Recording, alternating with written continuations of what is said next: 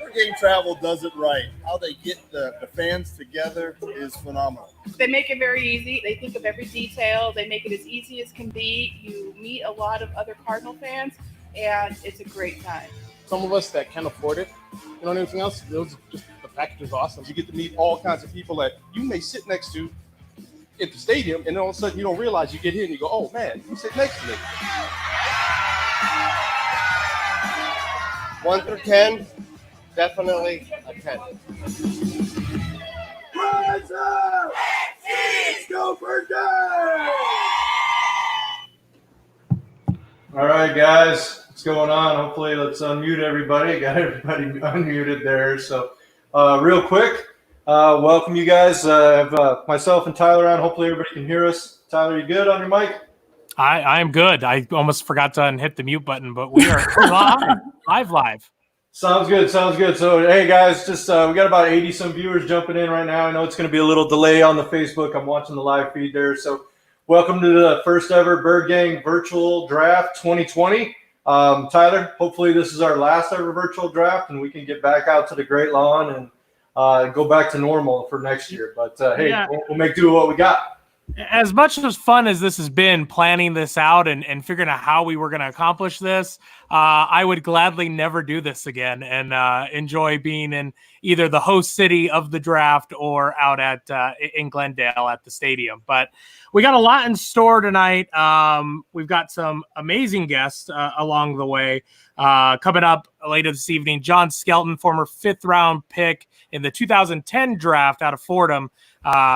He's going to be talking some quarterbacks. He'll be talking what are the Cardinals doing at 8 and a whole lot more. We'll have Mark Asher from Gambo and Ash fame and just a radio sports legend over the years. He will be joining us. He's also a diehard Cardinal fan, so it'll be great to get him on.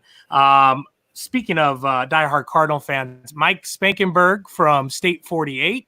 One of the founders of State 48. He'll be on later. Of course, they do a ton with the Cardinals and Cardinal players and Steve Keim and, of course, great charities and other entities around the Valley. So we'll have him on to talk about the team that he loves so much, the Arizona Cardinals, just like you.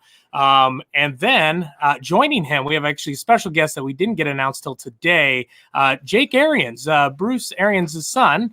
He will be on with Mike later tonight. Is he coming on? Tyler, is he coming on to talk about the Tampa Bay Patriots? Yes, we will talk a little bit about the Tampa Bay Patriots. I'm sure he won't want to hear that, but we will definitely talk about Gronk bringing the party to Tampa. Did you hear the story, by the way, about Tom Brady? I heard this earlier today. Tom Brady accidentally he was trying to go to Byron Leftwich's house, and he walked into some random guy's house instead, and the guy was like, and Tom just said, is Byron here? And he goes, the guy just blinked and said, you're Tom Brady. and so he had to help him figure out that he wasn't in the right spot. And Tom admitted it on Twitter, which was really cool of him. Tom is like owning Twitter right now. I don't know if you've seen that. Yeah, no, I've seen a bunch of it on there. But, hey, I just want to do a quick shout-out, Ty, because I can see the guests are joining in, watching us live, and letting us know we sound great. A couple of them have said at least I look great. They say looks like Tyler got a haircut. I don't know if you take. No, I actually didn't even comb the hair. So we're struggling right now. I should have. Well, I don't know those that follow me on Facebook, but I do have the quarantine shark fin going. So you got all the hair. I got rid of my hair. So yeah, for sure. Other guests we have this evening from Revenge of the Birds, Blake Murphy and John Venerable, the Venerable John Venerable. They'll be on actually right after the Cardinals pick to break down the pick and what it means to the Redbirds. Also, Cam Cox will be joining us right at 5 from 12 Sports. He'll be going through every pick up until the Cardinals with us as well. But Eric, I'm going to turn to you to introduce our first guest. Awesome. So joining us here, guys. Hope everything, like I said, is going well with the stream. First, we have special guests that wanted to join us, kind of give you a great perspective on stuff. Probably one of the most knowledgeable females I've ever met in the Valley of football. So we have Paige DeMacos from the Draft Network. Welcome, Paige. We're going to go ahead and just bring her in here really quick here. Let me see if I can pop her on in. And now there she's in there, but let's see why we can't see her. There we go. How's that? Hey, guys. Paige, welcome to the show. Thanks for joining us. Yeah, thanks, guys. Thanks for having me. I'm excited to be here. I love the Cardinals get up you guys got going on in the background. Tyler, that is some epic stuff you got there. So I'm excited to be here and talk about the Bird Gang. It's going to be a good night. The background behind me, it's actually just storage for all of our stuff that we take on the road. But I just classed it up a little bit and made it look like old school football lockers. But anyway, Paige, you're with Draft Network. Tell us a little bit about Draft Network. Yeah, so obviously it's a pretty big day for the Draft Network, as you guys can imagine. So we operate like a front office, guys. So I have a full scouting department, exactly how how Arizona Cardinals, right, operates, just like that, right? Except we actually have twice as many as the average NFL front office. So we're covering more ground, and each guy is scouting between 300 and 500 players, putting up those scouting reports, entering them in, so that way you guys can jump on the mock draft machine. So if you haven't been in there, Cardinal fans, you can go make pick number 8. You guys can take a screenshot and tweet it out and make sure Steve Keim sees it later on and tell him that you could have done a better job if you're mad after the draft. What did his kids say? That they told him that he's trash? Yeah. Fans can do that as well. Listen, it's if you want to go, you can simulate all 7 rounds. You can go in there and make the best experience out of the draft. So it's NFL content all year long, trying to make you guys the most knowledgeable NFL fans. And it's been fun, and definitely echo what you guys said. Super disappointed to not be in Vegas right now. Had big plans to be at the Palazzo in the sports book, doing it big. So we're all not. I'm obviously chilling at home, which is not the Palazzo in Vegas. Much different environment here, but we will get Vegas. It will go back there. Mark Davis is pounding the table to make sure that he gets himself a Vegas experience.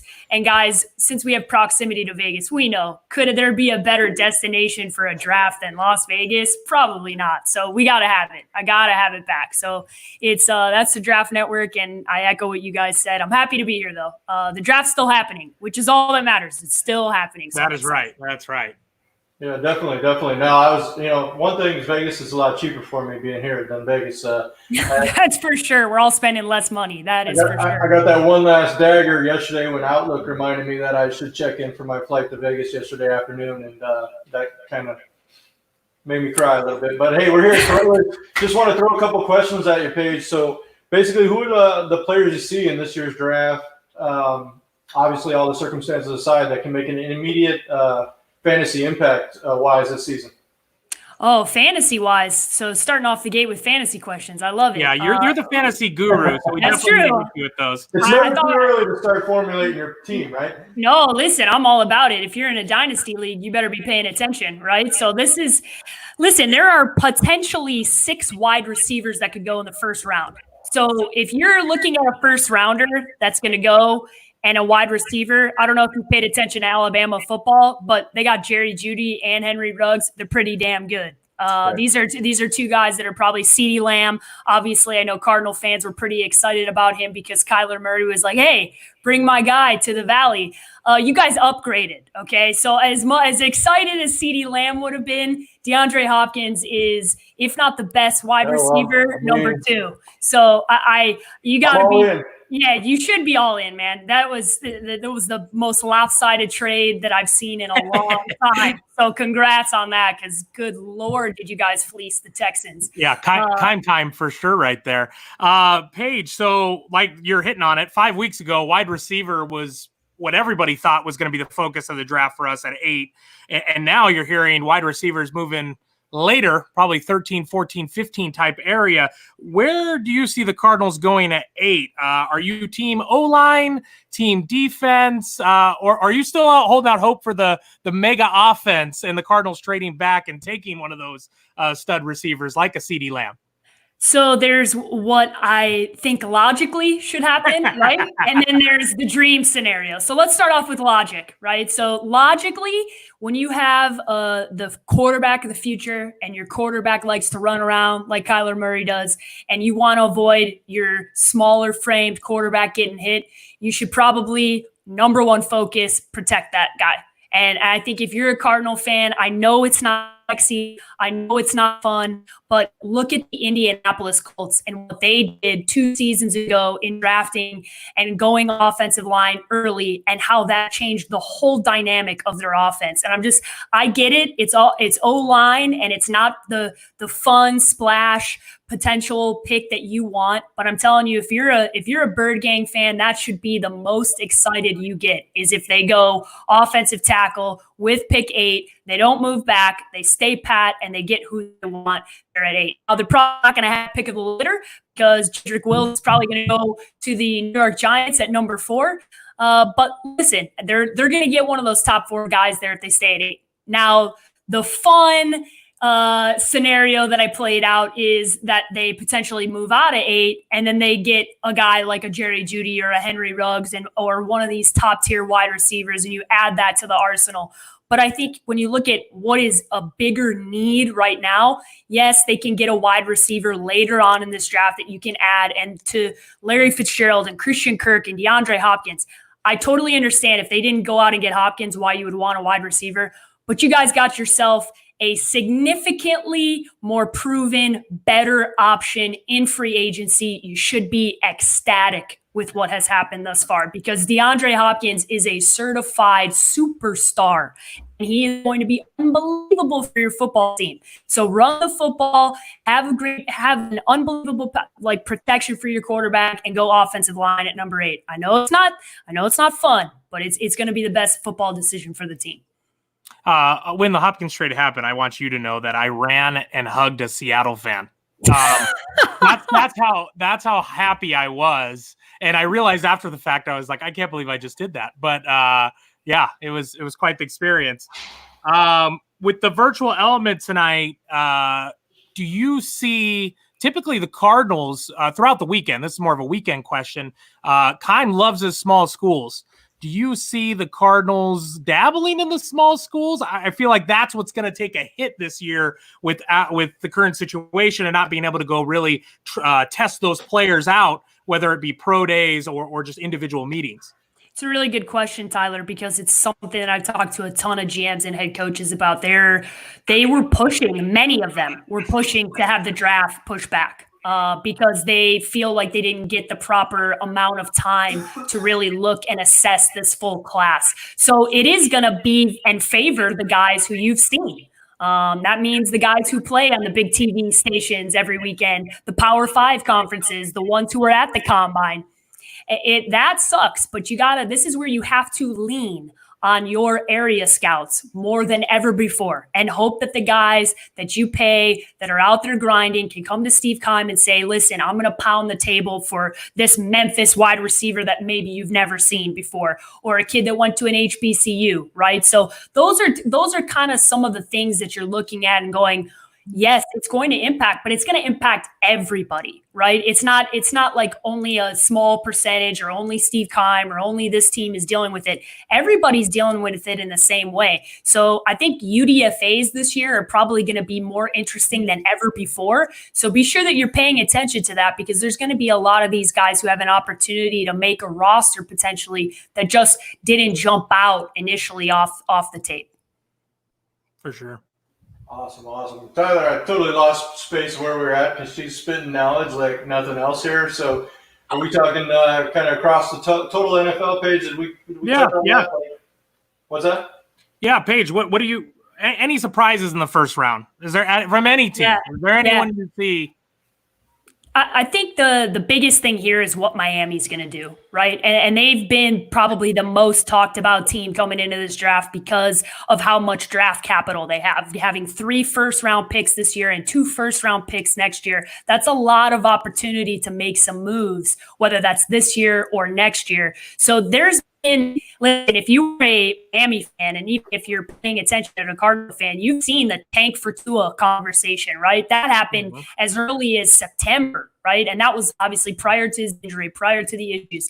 Now there's conversation about Miami potentially moving up to 3 to get Jedrick Wills. So they might trade up, not even to get a quarterback, but to go get themselves their number 1 tackle, their number 1 player on their board, right? So that mixes things up. That could change things for the Cardinals, right? So if they go up and they get Wills, and then the Giants end up taking a tackle, and maybe or go ahead of them, maybe the Cardinals are like, oh, we're sitting at 8 and we don't have one of those tackles available. That's where a guy like an Isaiah Simmons might fall to them at 8. And all of a sudden you're going, okay, we get an impact defensive player right away.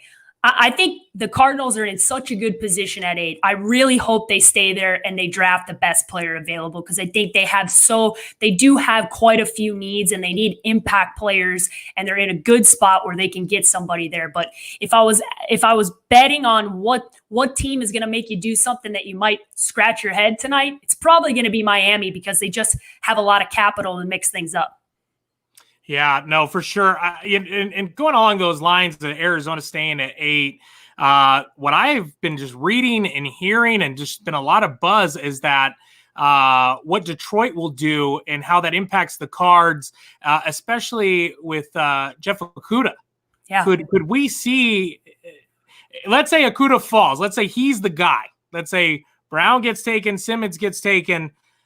You think the Cardinals add that corner and getting in front of the idea that Pat Peterson may not be here after this season, and just having the 3 there as a mentor? Or do you trade Pat right away? I mean, where do you look at that if he's available? Yeah, I've played this scenario out, because I look at that and I go, Jeff Okudah, when we're talking about prospects and risk, he's about the least risky prospect I can remember coming out in a long time. His tape is unbelievable. And if I was the Cardinals, everywhere I've seen, they have him ranked as the number 2 overall. Yeah, out of everyone. Yeah, no, he's number 1 for a lot of people, even over Chase Young. Like he is absolutely unbelievable. So if you're a Cardinal fan and Okudah somehow falls to 8, with all due respect to Byron Murphy, Okudah, like if you don't have, like, I'm sorry, like, you figure it out. You got P2 and Okudah. I mean, good luck. That's the no-fly zone all over again, right? When we had Cromartie and P2 playing, I mean, you remember how nasty that defense was and how nobody wanted to throw on those guys. If that scenario plays out, good God, it's going to be beautiful in the Valley. Well, and we forget you have Robert Alford coming back as well. I mean, he should be, from what I've heard, he's fully healthy and he's ready to go. So last year you thought he was the answer to the other side of Pat P, and now you can see yourself with 4 really good corners. I mean, you got to think Byron Murphy's going to take a big jump from last year. He got so much playing time that he wasn't supposed to get. So you would think the Cardinals will have the bag full of riches at that point at the corner position. So yeah, listen, I would take him no matter what and figure it out. Like, I'm taking him, and I'm either shipping P2 out and getting something in return. Maybe that's not now. Maybe that's halfway through this season, right? But if you have the opportunity to get what is collectively, no one has him further down their board than like 3. If you have the opportunity at 8 to get that guy, you just take him and you figure it out. Like, I'm gonna make it work. And I'd probably have P2 and Okudah for half the season. You ship P2 out, Okudah takes over. You got Murphy, who's young and great job last year, with Okudah on the other side, and you get some really good draft capital for Pat P. I know that would upset a lot of fans, because Pat's a guy who's been here for a long time, but at the end of the day, you look at the contract and what he's going to deem in a year or 2. It's probably time to realize the best years of P2 are behind him. You move on from him and you have Okudah. I don't think he's going to be there to make this scenario play out, but it's a fun one to talk about just in case. Of course. Paige, we've run really long with you. John Skelton is in the green room. There's literally a green room to this stream. I think John's in the green room juggling or something right now. Let him in. On the door, like he's up real fast. Where can I think John just threw 3 interceptions in the green room. Oh, geez, here we go. John, you can get him back for that one. Paige, where can everyone find your content? Where can we find you? Yeah, guys, you should go to the draft.Network.com over the next couple of days if you want all the information, prospect rankings, what you need to know about all the guys that get drafted, whether it's first round or seventh round. We're going to have prospect rankings on them. We're going to have scouting reports on them. So check out the Draft Network. You can look us up on Twitter, Instagram. Obviously, check out the website, and you guys can always find me at the _sports page with an I. I'm usually talking with Birdgang members, so feel free to hit me up tonight. I'll love to talk to you guys about what you could do and who you end up drafting. So good luck tonight, guys. Awesome. Paige, are you offering any like one-on-one consultations for fans to draft this year? Listen, if I gave one-on-one consultation to all the people that asked, I would have absolutely no time to do my real job. So I think that's your new business right there. Exactly. That's exactly right. Thanks for having me, guys. And I hope we appreciate it. Thank you. Stay healthy. Yeah, hopefully I see you guys in the Great Lawn sooner rather than later. Sure. Enjoy the draft page. Thanks, guys. Thanks. All right, next, we've got a special message from one of our amazing partners. And right after that, we got quarterback John Skelton. Yeah, as long as I can get this message to work. But hopefully everybody's hearing the sound. I saw a couple messages that the sound was dropping off. So me and Tyler know how to throw parties. Technical is kind of not our thing. So hopefully we're doing the best we can. We're good. We're just going to keep rolling. Just going to roll through it. So give me a second here. Let's see if we can load this up and go from here. And then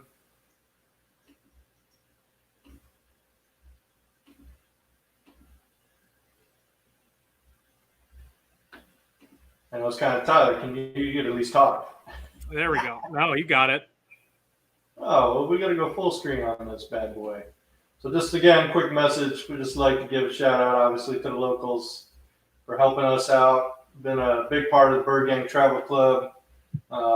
If you ever see Tyler driving his truck around, definitely it's where it comes from. So especially go see the guys down at Santan, Billy Duffy, and everything. It's a pretty heartfelt commercial they put together here for you guys.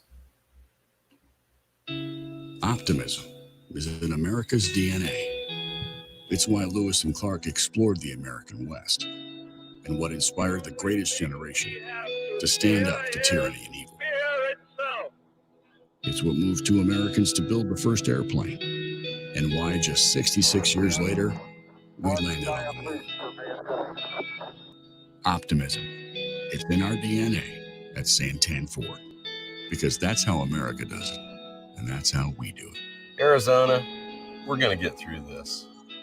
From my family to yours, stay safe. When we come out on the other side, the sun's going to shine bright. And bright the sun will shine over the great state of Arizona, uniting us all, giving us faith, and providing everyone with hope. Santan Ford, where it's all about you. That was great piece by Santan Ford. Next up, we have our next guest. There he is. Straight out of Fordham. Ain't that right? Fordham represent. From the 2010 draft, Arizona Cardinals quarterback, 5th round pick. John, how you doing? We're doing good, guys. You hear me all right? Yeah, great to see you, John. Good to see you guys. I was going to say, Eric, I think the only thing slower than my combine time might be your internet. Probably. You know what? I got cables run all over. I think I'm tapping into the neighbor's internet. I'm stealing power from everywhere, man. So, yeah, we got to make it work, man. Everyone's in the same boat right now. Trying to do the best we can here. But, yeah, welcome aboard. Good to see you're healthy. Hope the rest of the fam, the boys doing well and everything else for you. And how's the homeschool coming? Homeschool's good, man. You know, with the kindergartner, they don't really have a curriculum or anything, so it's teaching them right for wrong and counting and ABC. So I'm at least smart enough to do that stuff right now. Okay. So I'm sure PE is a big class right now, right? 4 or 5 hours of PE every day. So what we've been doing is we'll ride our bikes. We'll go over to the office where I work. That's probably about 3 miles. So we'll get there in about 25, 30 minutes. Do a little bit of schoolwork. I do my schoolwork, and then we ride back. So he's exhausted by the end of that day. I feel like I almost hit you one day in the truck when you were passing the canal. I totally saw you guys one day, and I was like, oh, crap, need to put on the brakes there. Yeah, you're probably one of those jerks that doesn't mind the flashing red lights, right? For sure. All All right, John. What's new? Tell everyone what you're up to. You're doing some cool stuff right now, and everyone needs to know about it. Yeah, I got a new business here in the Valley. So I ended up buying a home probably about a mile and a half from the Cardinals practice facility here in Tempe. And the beginning of this year, I opened up a company called Senior Helpers. And basically, we go into the seniors' homes, we help them out. Anything from some light house cleaning, cooking for them, all the way up to people who need our help 24/7. Maybe it's end of life hospice, stuff like that. And it's a great way to stay involved with the community. I kind of saw the need for that industry, especially living in Tempe for the past 10 years. It's really just people helping people, and that's a beautiful thing. That's awesome. Okay, let's hop in the DeLorean, go back in time. 2010, come out of a smaller school. What was the process for you, even leading up to the draft? So coming out of school, going through everything before the draft, and then on draft day. Yeah, so I mean, if you go way back, 06, this is the end of my high school career. I didn't get recruited heavily. Growing up in Texas, everyone wants to play at one of those big schools. I got letters, never got the scholarship offer, so I ended up going to Fordham University, more of a academic school than an athletic school, as everyone knows.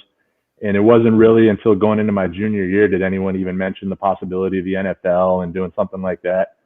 So after my senior year, I was fortunate enough to land with a good agency in Shorts and Fineside. They brought me out to Arizona to do my pre-draft training and the combine and all that at Fisher Sports, where a lot of the Cardinals guys still work out. And so that draft weekend, it was the first year that they were doing the Thursday, Friday, Saturday.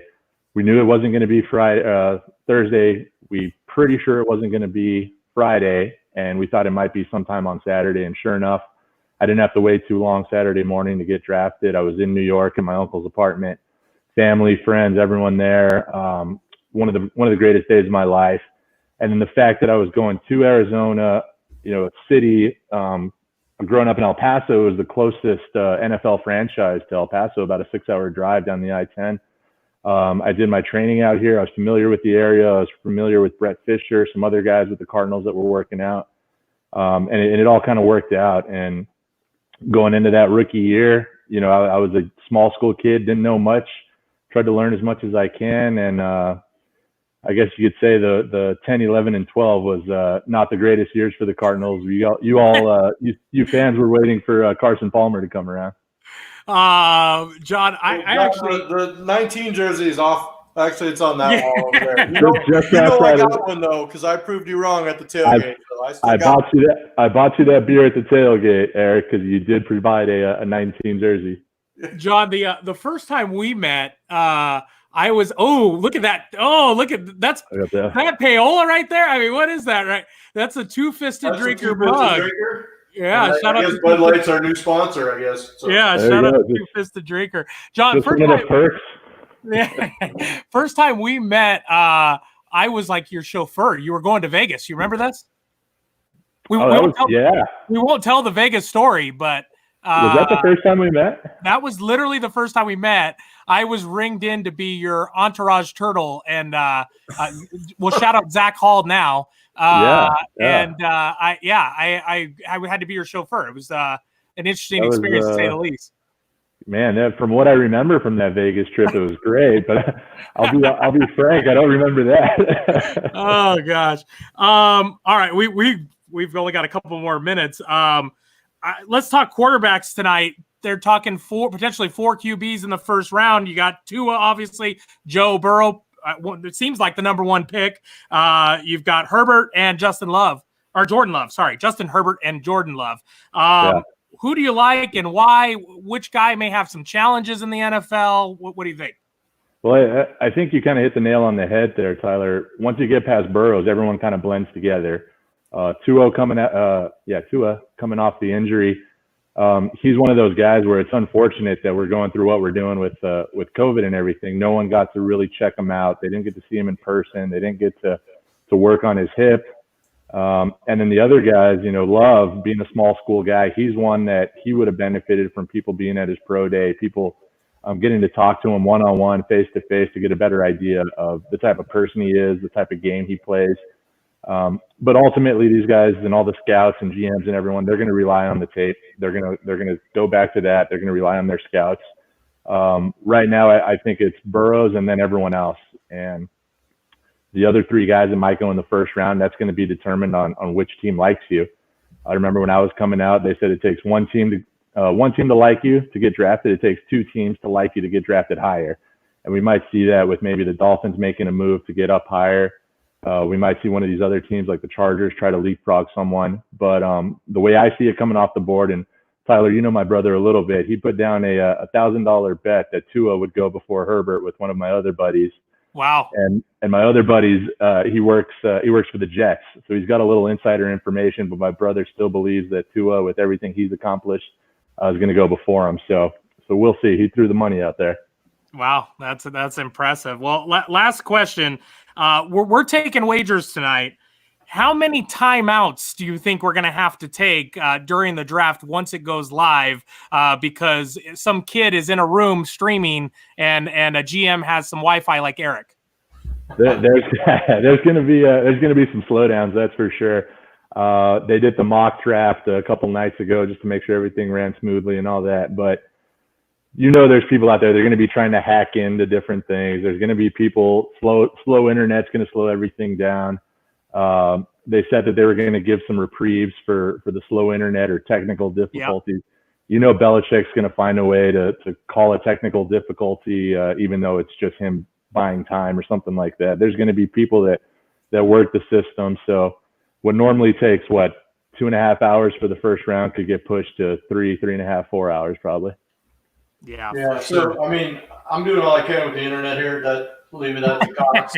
I don't know. For what I pay, I should have connection direct to their hub. But like I said, wires going everywhere. So we'll do the best we can. I said, everybody, this is probably going to be the cheesiest broadcast we've ever done because up until 3 days ago, we still had no idea what we were doing. Have you seen the amount of lights I got on me right now? I don't even know. So yeah. I'm waiting for a fire to break out in here, John. I just wanted to mention you guys, Birdgang Travel. I think you guys do a great job. I've gone on bus trips with some of the fans. I've gone to the tailgate a handful of times. My son goes out to the tailgates. I was planning on going to the Mexico trip. I don't know if that's still going to happen, but if it happens, we're there, baby. Yeah, we're there. I'm gonna grow the dirty mustache and everything for that. Yeah, there you go. Trip. I'm working. I'm just not shaving until this whole thing's over. So yeah, there you go. So right on. Appreciate you guys having me. Appreciate it. Stay healthy, John. And then we'll look forward to seeing you out on the great lawn. And pretty much that's about it. Thanks, John. Enjoy the draft tonight. Absolutely. You guys too. Thanks for having me. Thanks for coming in, John. Appreciate it. Shout out to David Robles. Said, "What's up, Mr. Skelton?" By the way, want to give him some love. Oh, John's still there. I thought John was gone.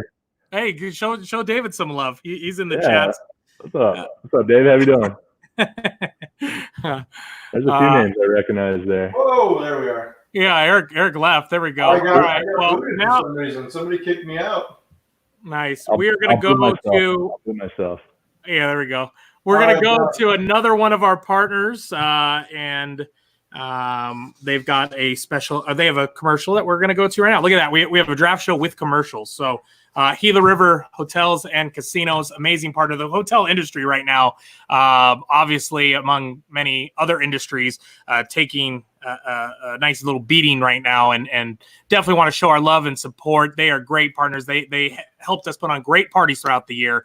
So, once we're allowed to go back out and do this all again and get together, I want to definitely go check out. They have that Cardinal room too, which is really awesome. So, gonna want to go check out one of the amazing Gila River Hotels and Casino properties.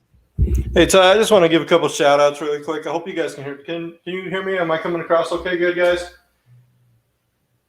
Ty, can you hear me okay? Yeah, you're good. Okay, awesome. I just want to give a couple shout outs because I got the chat here and just want to acknowledge a couple people. We got a ton of fans in here. Everybody saying hi, what's up? Love it. Going good. Zach Hall, he loved your shameless name drop there. Oh, so, there we go. Zach, hope you're doing well. We got fans from Philadelphia in the house right now. We got a couple fans down in Florida right now. I'm trying to look at Birdgang Travel MVP Ismael Lopez is in the house. And we just lost Eric. There we go. All right. Well, now I'm going to stall because we lost Eric. I know we got Mark Asher coming up next. There you go, Eric. How about we fire off that? Man, I don't know what's going on there. Yeah. How about we fire off that commercial and then we can bring Mark Asher in? Yeah, let's do that. Let's get over to that real quick here. Give me a second. I got to fire up the screen share, and we should be coming close. Definitely wasn't made to work in broadcasting. There we go.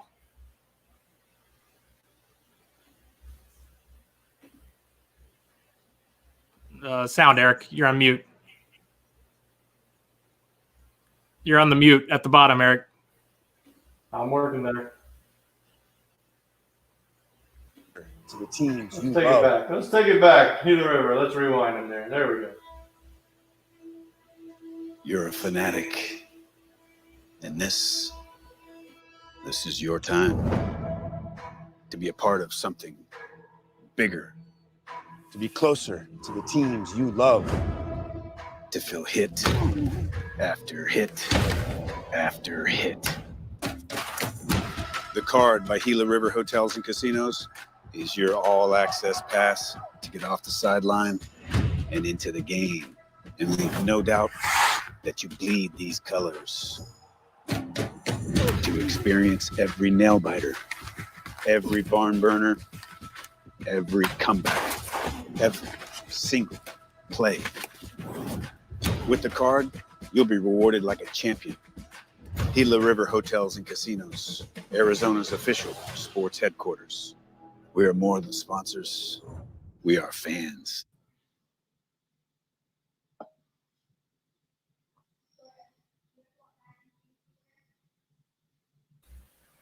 All right, Birdgang Travel Club. Mark, can you hear me? I can. What's up, boys? Awesome, awesome. Welcome into the stream here. Joining us now, sports radio icon, longtime Cardinal fan, Mark Asher. Mark, how's it going tonight? Looks like Good. Hold on. We got to change it up a little bit, boys. All right, there we go. All right, awesome, awesome. Well, Mark, welcome into the show. Mark, Yeah, what's your I heard John talking earlier. Can you guys hear me all right? Yeah, we're good. Okay, so I don't have the earbuds. Neither do I, so. All right, good. Yeah, I heard John. I was wondering at some point if John was going to try to talk about golf at all. And then I realized John Skelton is one of the worst golfers I've ever and so so that was why you guys didn't talk golf. So that's good. Have him on to talk football. But I actually have John, funny story, I have John on my business show tomorrow. Oh, wow. I mean, at 7:30 or 7:45 or something like that in the morning to talk about that Senior Helpers, his company. Yeah, that's awesome. And speaking of which, Mark, just you had an amazing career in radio. I think you are now superseding that with your new career. So let's tell everybody about what you're doing. Yeah, for those who maybe don't know the story, in 2011, I was ceremoniously let go from the Gamble and Ash show after about 13 years of doing afternoon drive. Wasn't quite sure what I was going to do in life. The only thing I'd ever done is talk radio since I was 18, 19 years old in college. And I just knew I didn't like the feeling that I had for, I didn't do anything wrong. I just made too much money and got let go.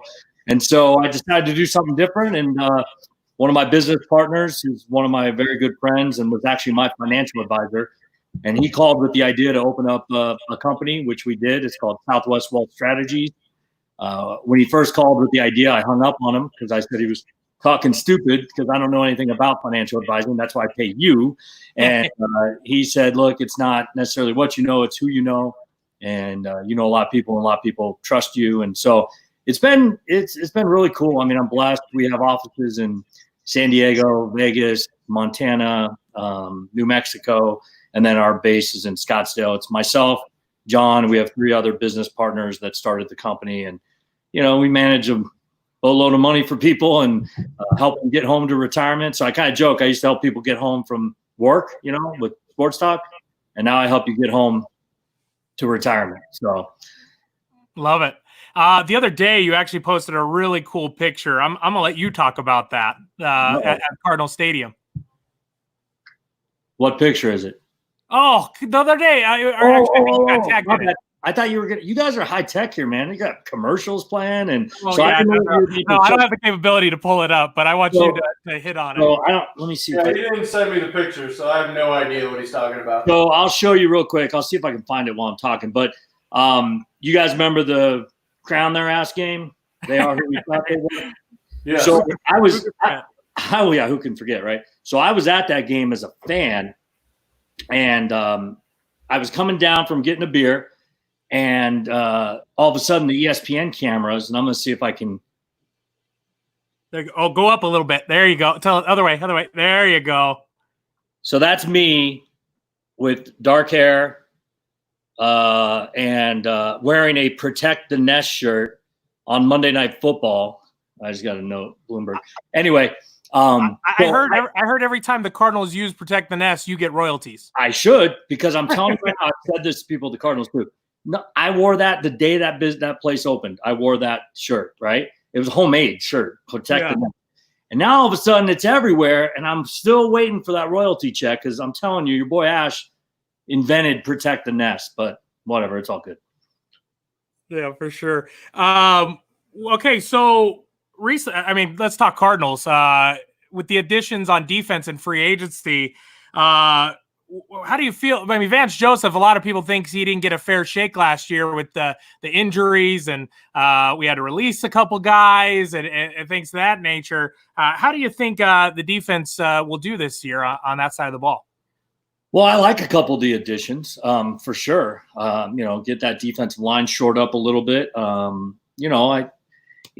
getting hopefully with Alfred coming back. He missed all of last year. That's a huge addition as well. We know what Chandler Jones is going to bring. I hope that Patrick Peterson gets back to being, the 21 that we all grew accustomed to loving. I'm not sure that's going to happen, but we'll see where they address certain positions in this draft over the next couple of days. But yeah, I like what they did. Obviously, the talk is what they did on offense and getting D Hop. I mean, that's pretty for sure. Huge. That's awesome. He was one of my favorite players in the real quick.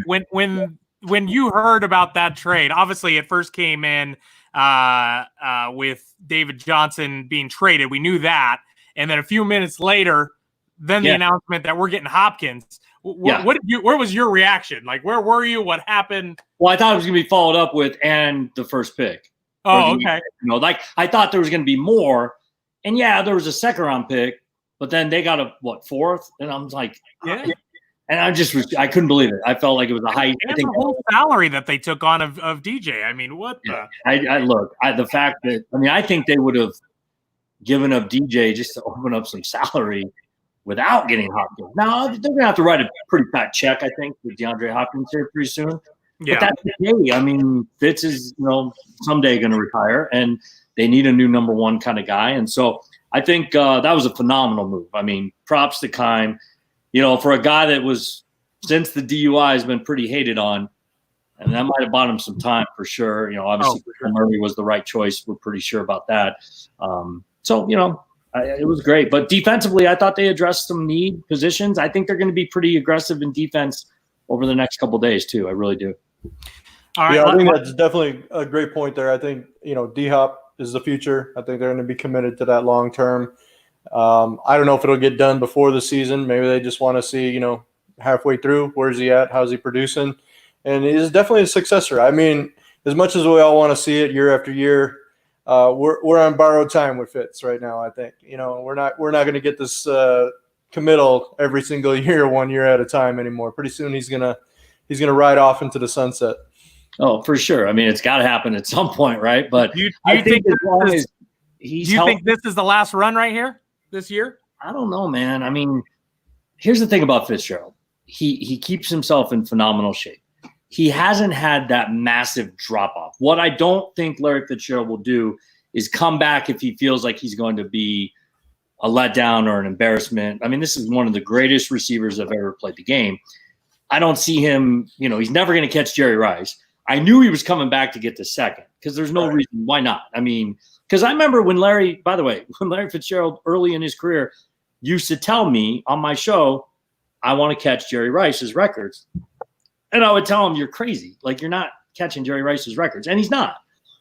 But the fact that he got to second is really, really impressive. And, I mean, his legacy is cemented.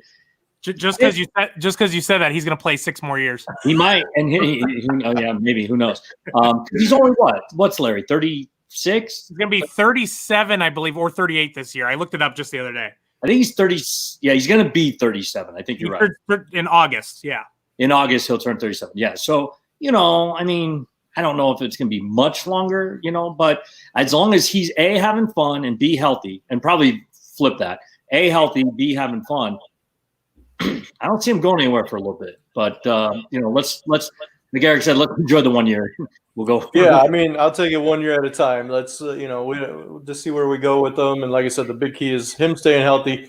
I mean, you mentioned Jerry Rice. I just think back to, a lot of these guys play out their careers and they just end up. I mean, think about Jerry Rice at the end there. He ended up where to finish? And was he in Seattle? I think he went Raiders first and then Seattle maybe. And it was kind of like just wheeling him out there to catch a couple passes, and then that was it, right? Yeah, Jerry Rice in the Seattle uniform was weird. Definitely weird. Well, Mark, talk about your show real quick that you briefly mentioned earlier. Where can everyone tune in for that financial advice tomorrow? Boring, dude. Come on, it's Money Talk, Money Radio 1510. People love you. They'll follow. And actually, I do that show. People ask me I don't get paid to do that show. We need some tips, Mark, and we trying to invest in the downturn here. It's a show where I feature business owners, and it's part of my marketing. So I put business owners on. I saw Zach Hall was in here earlier. He wrote a book, so I put him on once. Stuff like that. I hook up my buddies that have businesses, restaurants.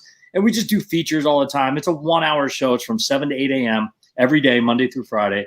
I do that. Then my office is right there in Scottsdale. I just head to the office and get going. But it's a good opportunity for me to, stay relevant, get to meet some really cool people, build up my centers of influence, and, just try to take over the Valley one person at a time. I love it. A lot of our fans that come on the road with us, a lot of them own businesses, so it's definitely a show to check out. All right, well, with that, enjoy the draft tonight. You want to know who I want them to take? Oh, well, okay, give us that. I studied all day. Okay, who do you want? Who's your pick? Okay, so who I want is Simmons, followed very closely by Brown. I'm not sure either one of them is going to be there. If they're both gone, I would look at an offensive lineman. Do you think Simmons, Brown, and Okudah are all gone? I think Simmons and Brown could be. I think Brown's definitely going to be gone. I think Simmons could be there at 8. I think Okudah could be there at 8 too. I would look at Okudah. I think they like the kid from Florida, the Henderson kid. Yeah. And you could trade down, get some picks, and probably still get him at 12 or 13. So I do not want them to take a wide receiver. I don't, and I like CeeDee Lamb. I like some of these kids, but it is no longer a pressing need. You took how many? 3, 4 last year? Let's see if Amendola Jr. or whatever the heck his name is can figure out how to play football. What's his name? Isabella, same thing. Yeah, Andy Isabella. There you go. And Hakeem Butler, we never saw him. He's a big guy. The Keyshawn Johnson looked good in the preseason. So I just don't. And you still have Kirk. You got D-Hop. You got Larry. I wouldn't address wide receiver. This is an important draft pick. And so with that being said, if all my guys are gone and they go offensive line, I will not be disappointed. You got to protect your assets, and their asset is number one, Kyler Murray. So if you protect them on that right side and maybe a possible future replacement of DJ on the left side, I'm all good with that too. Love it. Well, Mark, we appreciate you. We've actually got banging on the door in the green room a couple guests coming up right now. We're going to pull up. Yeah, I don't have as cool of a background, but I have one cool piece of memorabilia that my wife let me keep up, and that's my Tilly picture. So you don't need anything else but that, Mark. That's all I have left. I used to have my whole, and then I got married, and it's all gone. Well, Mark, this is in my garage. I am in my garage. Phenomenal. Right now. Your setup area is unbelievable as well. So I'm jealous. That's all I got. I ran out of walls. I have so much more. This is pretty much all I can do. Very cool. Guys, thanks for having me on, man. I appreciate it. You guys. Thanks, Mark. Appreciate it. Stay healthy. Enjoy the draft. Thanks. Thanks, Mark. Hey, shout out Jeff Ford. He's killing the chat game right now. Down there. Yeah, Jeff, hey, we know you're down there in Tampa. We love you down there, so appreciate you joining us. Hope everything's going well.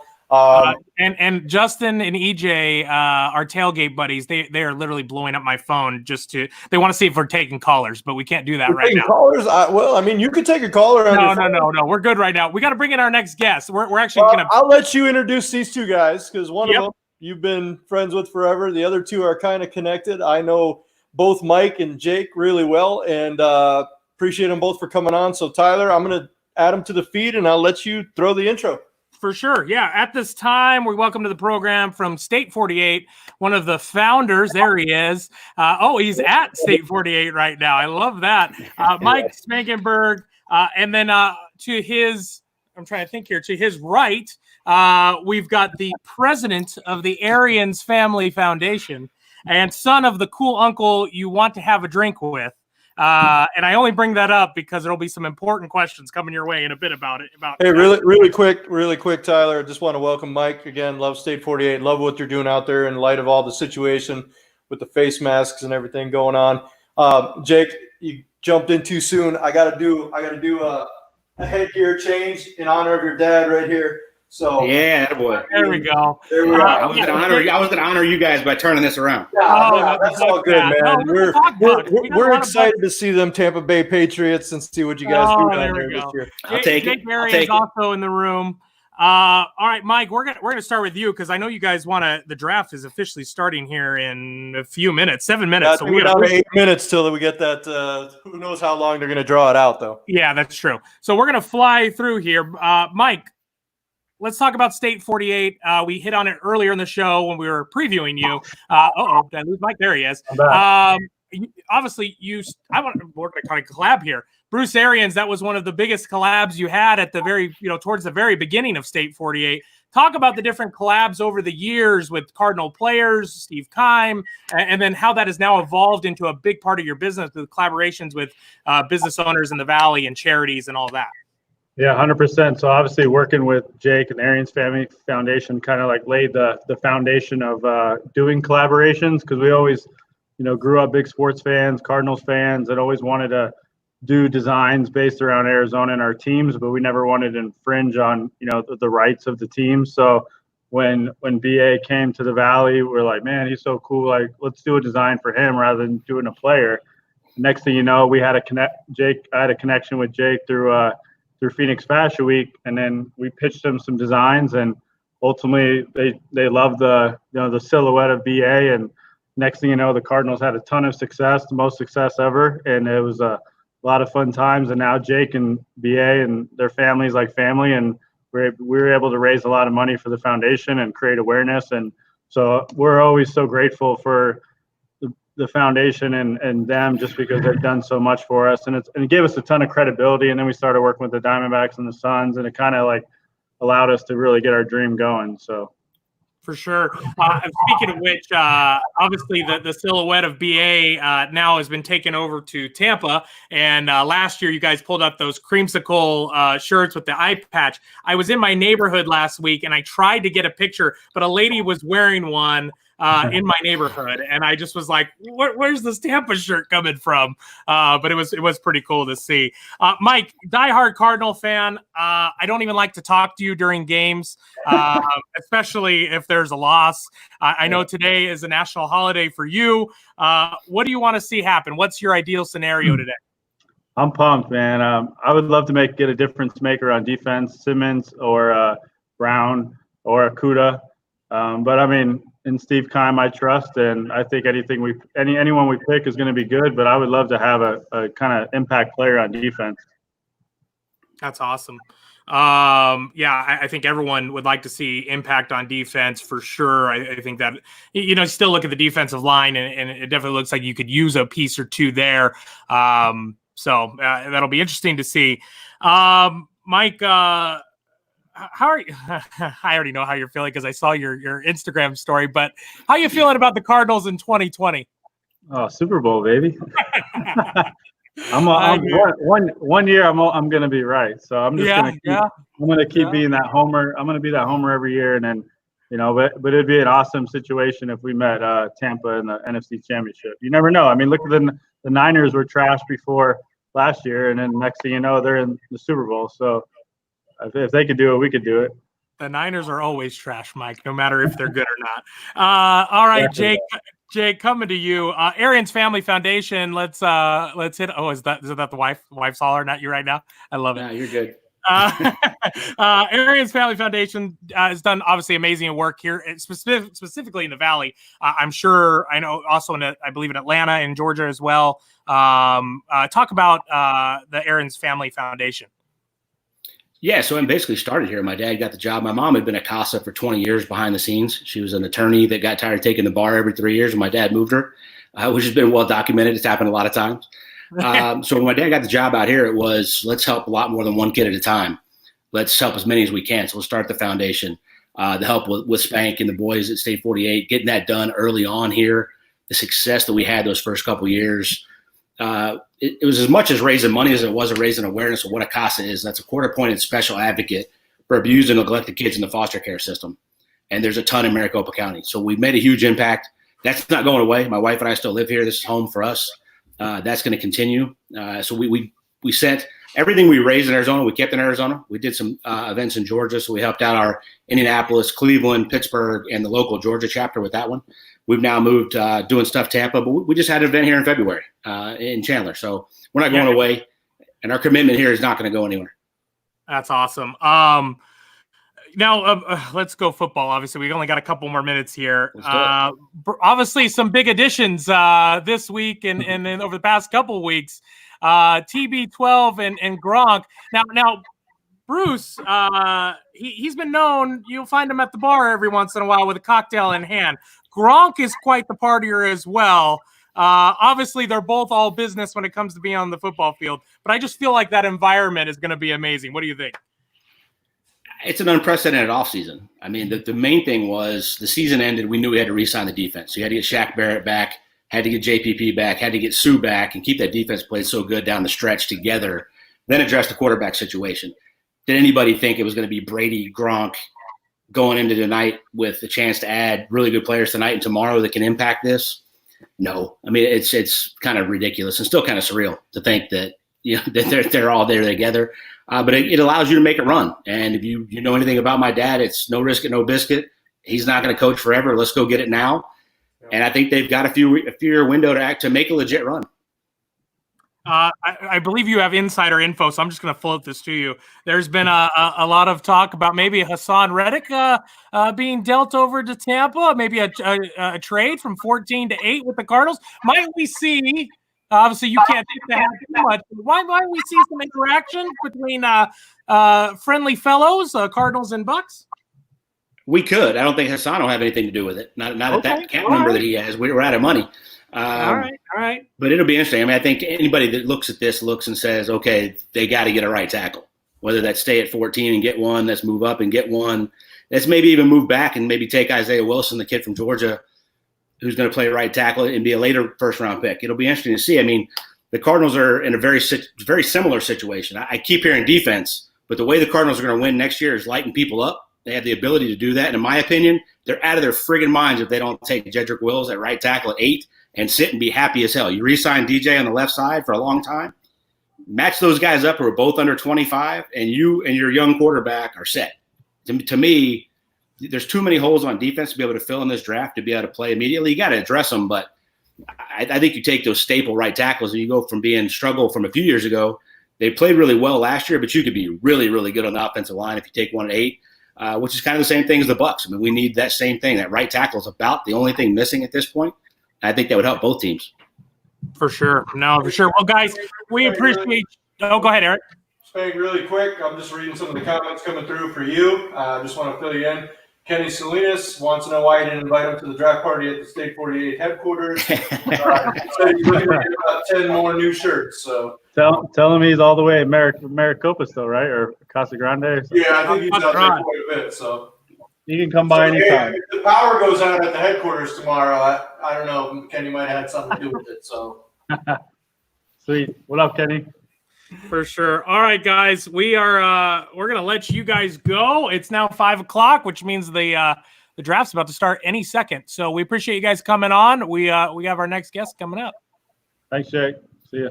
See you Thanks, guys. Thanks, guys. Tell Bruce and Mom we said hi. Will do. Appreciate it.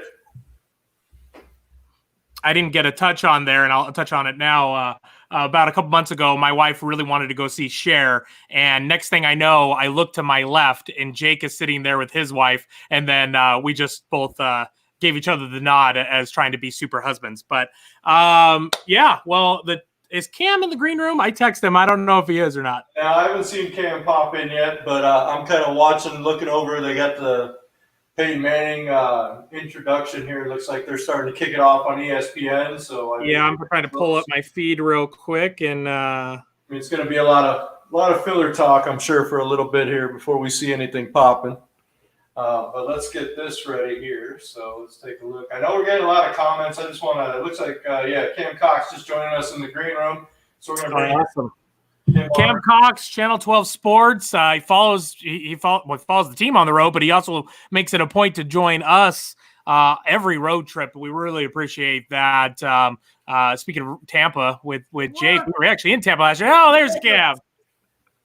What's going on, guys? Not much, Cam. You turn up your volume a little. We're having a little trouble hearing you. Nope. All right. Or lean in a little bit. Is that better? It's probably all the audio bouncing off all those 20 years of sports credentials back there. Is that better? Yeah, no, you're good. All right, cool. Cam, what's your favorite credential behind you? Yeah. Man, I don't know. So just let me tell everybody real quick. I never use this desk in my apartment. This is my desk. I come home and I throw stuff on it. This is like my personal collection. I had these all in a box years ago. And I was like, man, I'm going to buy this board and I'm just going to hang them up. Never thinking that this would be a backdrop for just my personal collection. And this desk, which I had to clean before I started doing home broadcasts from here.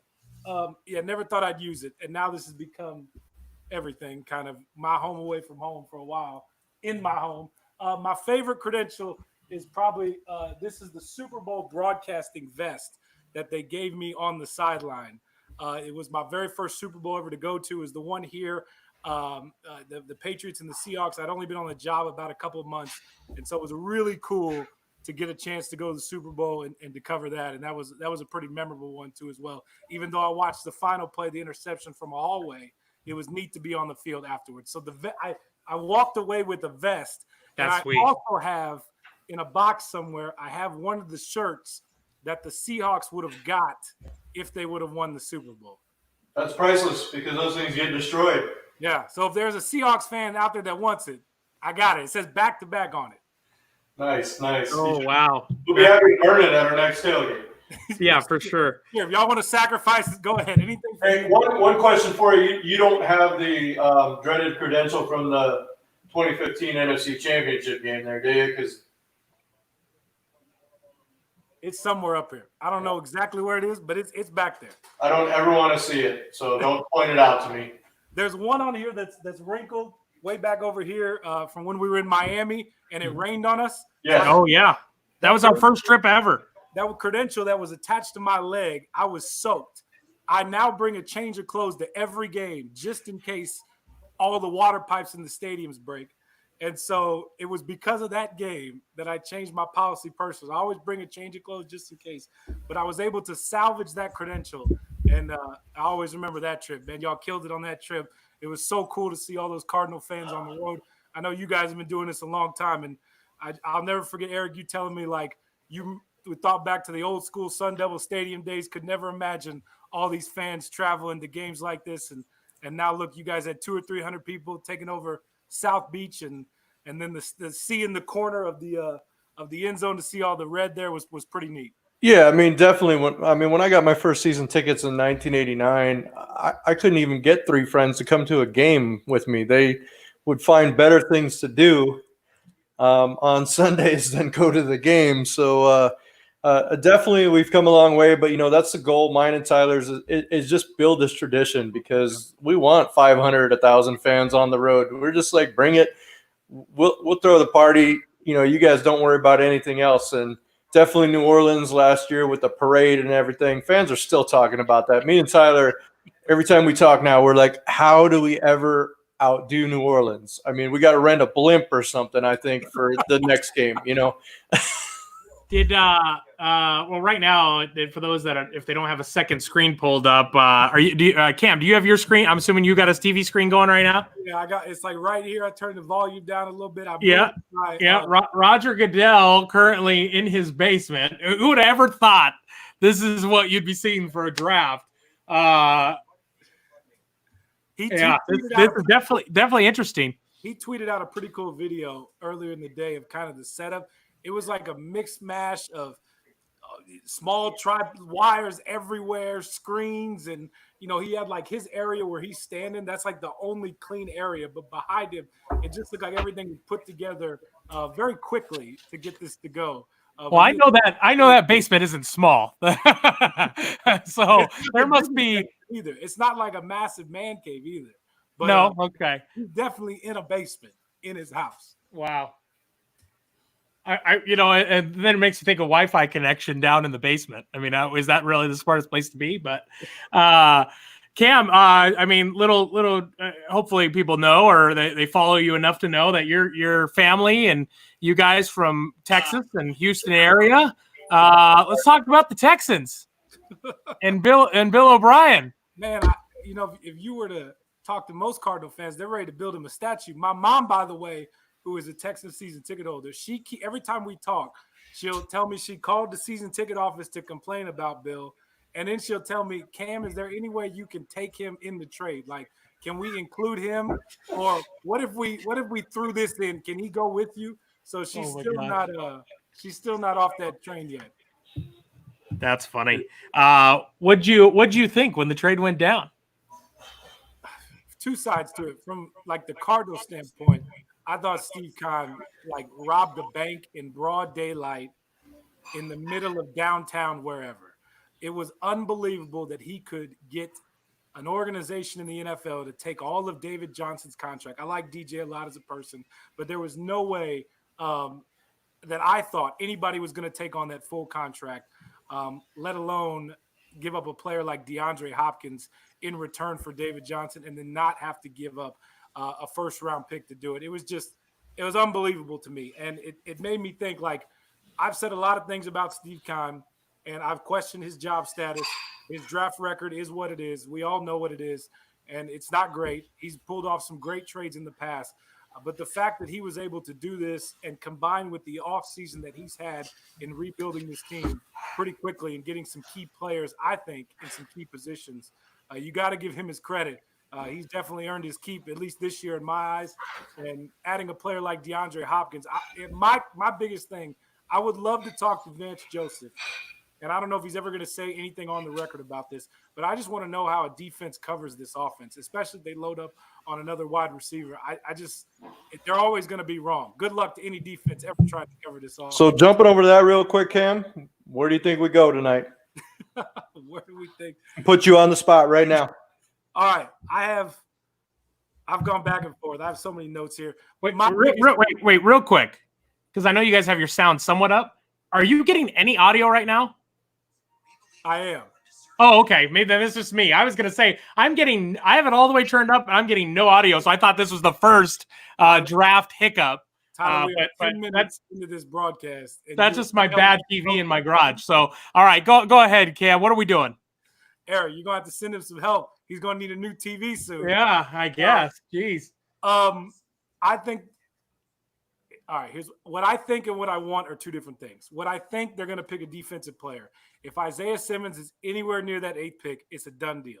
Sold in the bank. In my eyes, he's a slam. Wait. So when you say that, anywhere near the 8th pick, if he is there at 8. Okay, I was going to say, are you implying they would go up to get him if he was 6 or 7? No, I don't. Okay. I don't think they don't need to go up. They don't need to go back. If those of you want, they put an 8 to try to trade back. Just put DeAndre Hopkins in the second round, circle it, and call it a day. They're fine. They don't need another second round pick. Yeah, DeAndre Hopkins being your second pick is a steal times 10. So they can get value at 8, and they can improve this roster with 8. So I don't think they need to move. If Isaiah Simmons is there, you take him. If Derek Brown, the big defensive tackle from Auburn, is there, you take him.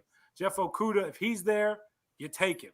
I just think those are three defensive studs you can improve this defense right away. If CeeDee Lamb is there, this is where it could get interesting. If all three of those guys are gone, or if it's Derek Brown who's left, then I think it's 50-50 if they take a playmaking wide receiver like CeeDee Lamb. I think CeeDee is the best wide receiver in this class. To me, So you still think they go wide receiver? That's the potential. Load it up. Load this roster up with weapons and go score all these touchdowns next year and go to the playoffs. Like I think a lot of fans are on board with that. I think a lot of fans think they will be. You remember the greatest show on turf? Yes. Yeah. Warner, Isaac Bruce. Well, and the way you remember that? They will be the greatest show in the NFL. Not on grass, not on turf, not on AstroTurf, concrete, whatever.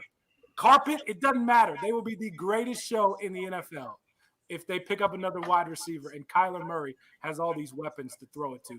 That offensive line was solid last year. I'm giving them a big vote of confidence.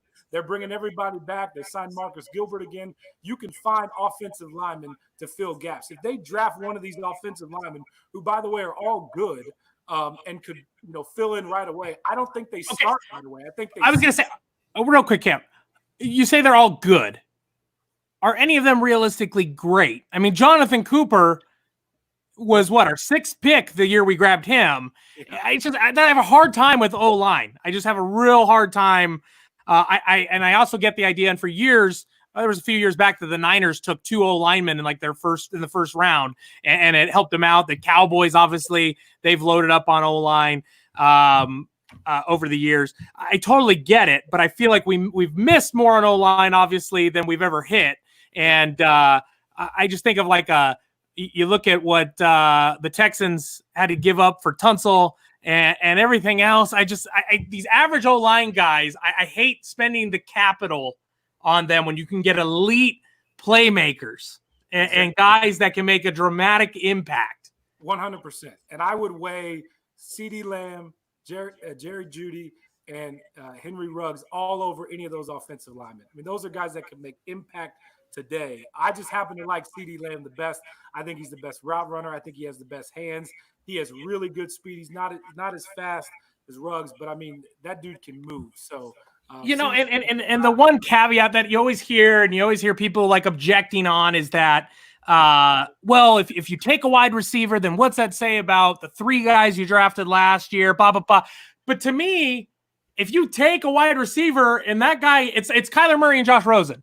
If you didn't need to go get Kyler Murray when you thought you had a quarterback that you just went up and got. So, but you did, and it worked out, and now you look like a genius. So that's the biggest thing. Like Keim showed last year that he's got something where he can go find these guys to plug in and play. Kyler is the biggest thing. He took a risk. If you're going to take these risks, go get you a playmaker who's going to make an impact. You don't. Now, this is no offense to Andy, Keyshawn, or Keem Butler. You have no clue what you have. Zero clue.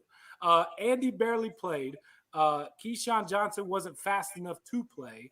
And Akeem Butler, before he got hurt, dropped everything possible in training camp. So you just have no clue what you have in those three. You do know. Real quick, Cam.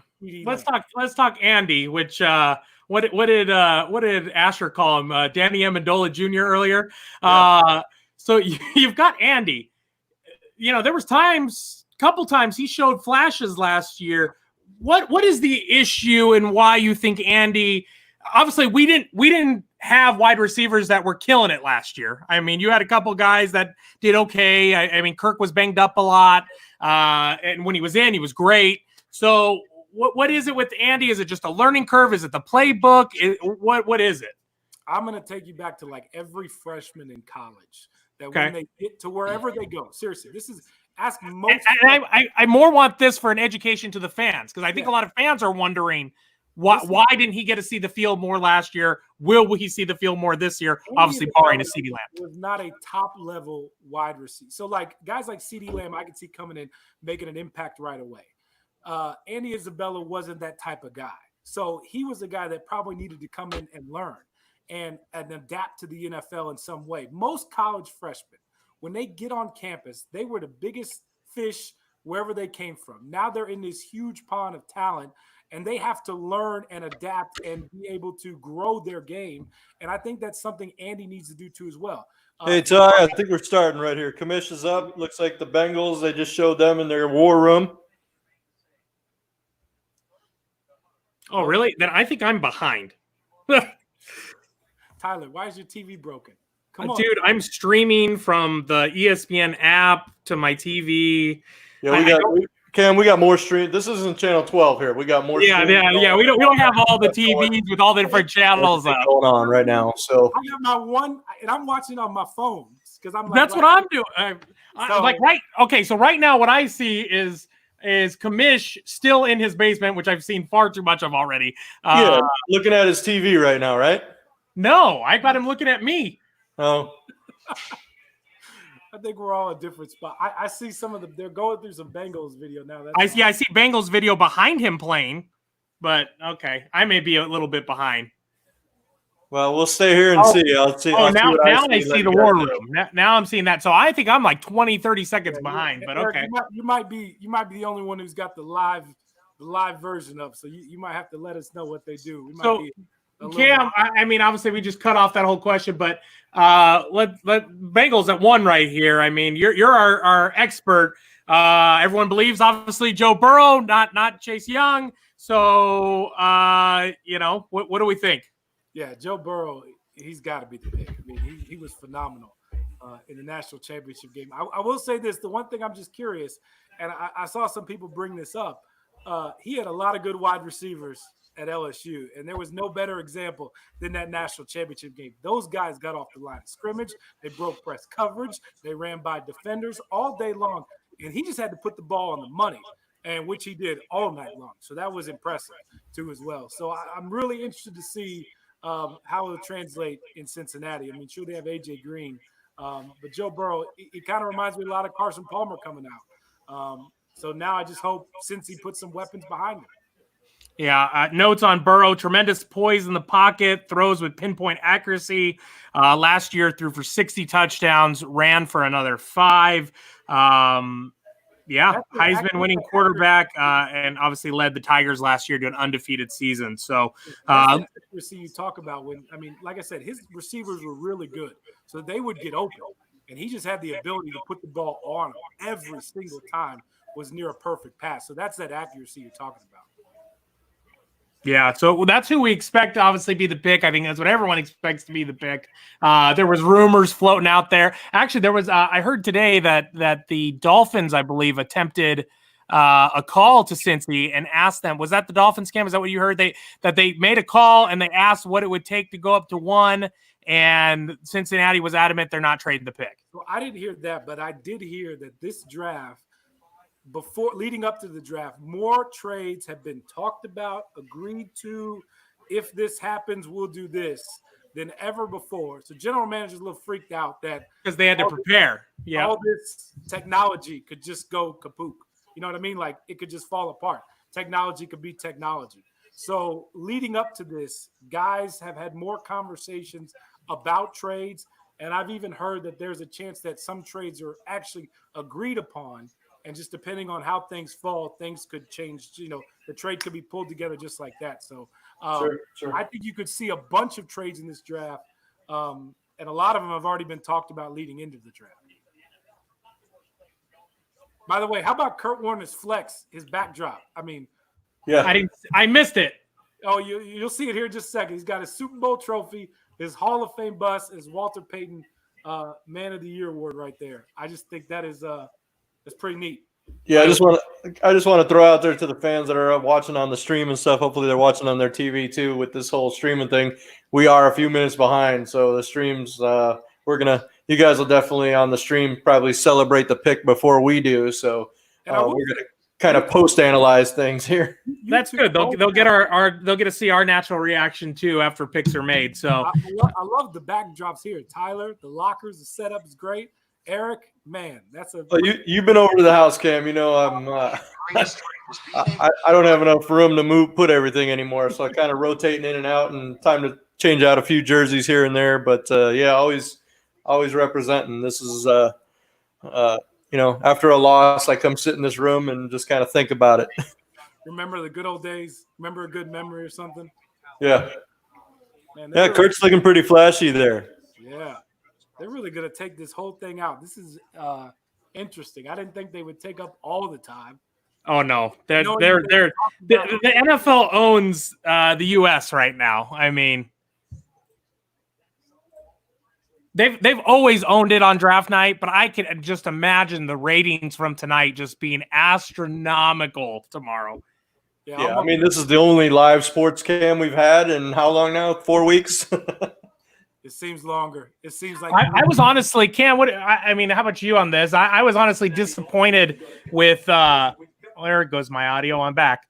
I was honestly disappointed with free agency, not from a Cardinals perspective, but normally you got that week 1, then week 2, then week 3, and you start having the waves of players. It's kind of like week 1 happened and then nothing. Radio silence for across the NFL, not just the Cardinals. I mean, you got guys like Clowney still out there, Marcus Golden still out there. You got plenty of guys, a lot of talent. They're just sitting that normally by now you would think would have signed some sort of deal. I would think. I know you'll get some after the draft after people see what they need to fill, but I just feel like there was a lack of free agency movement opposed to normal years. Yeah, that was fairly interesting to watch. It was kind of weird to see that drop off because you usually don't see that. The first couple, the first tier guys signed the first week, then you got the second tier. I mean, you still have quarterbacks that are still out there that need a new home too as well. Cam Newton sitting out there. And you brought up Clowney. That's another good point too as well. I think that's all going to happen now, probably within the next couple of weeks.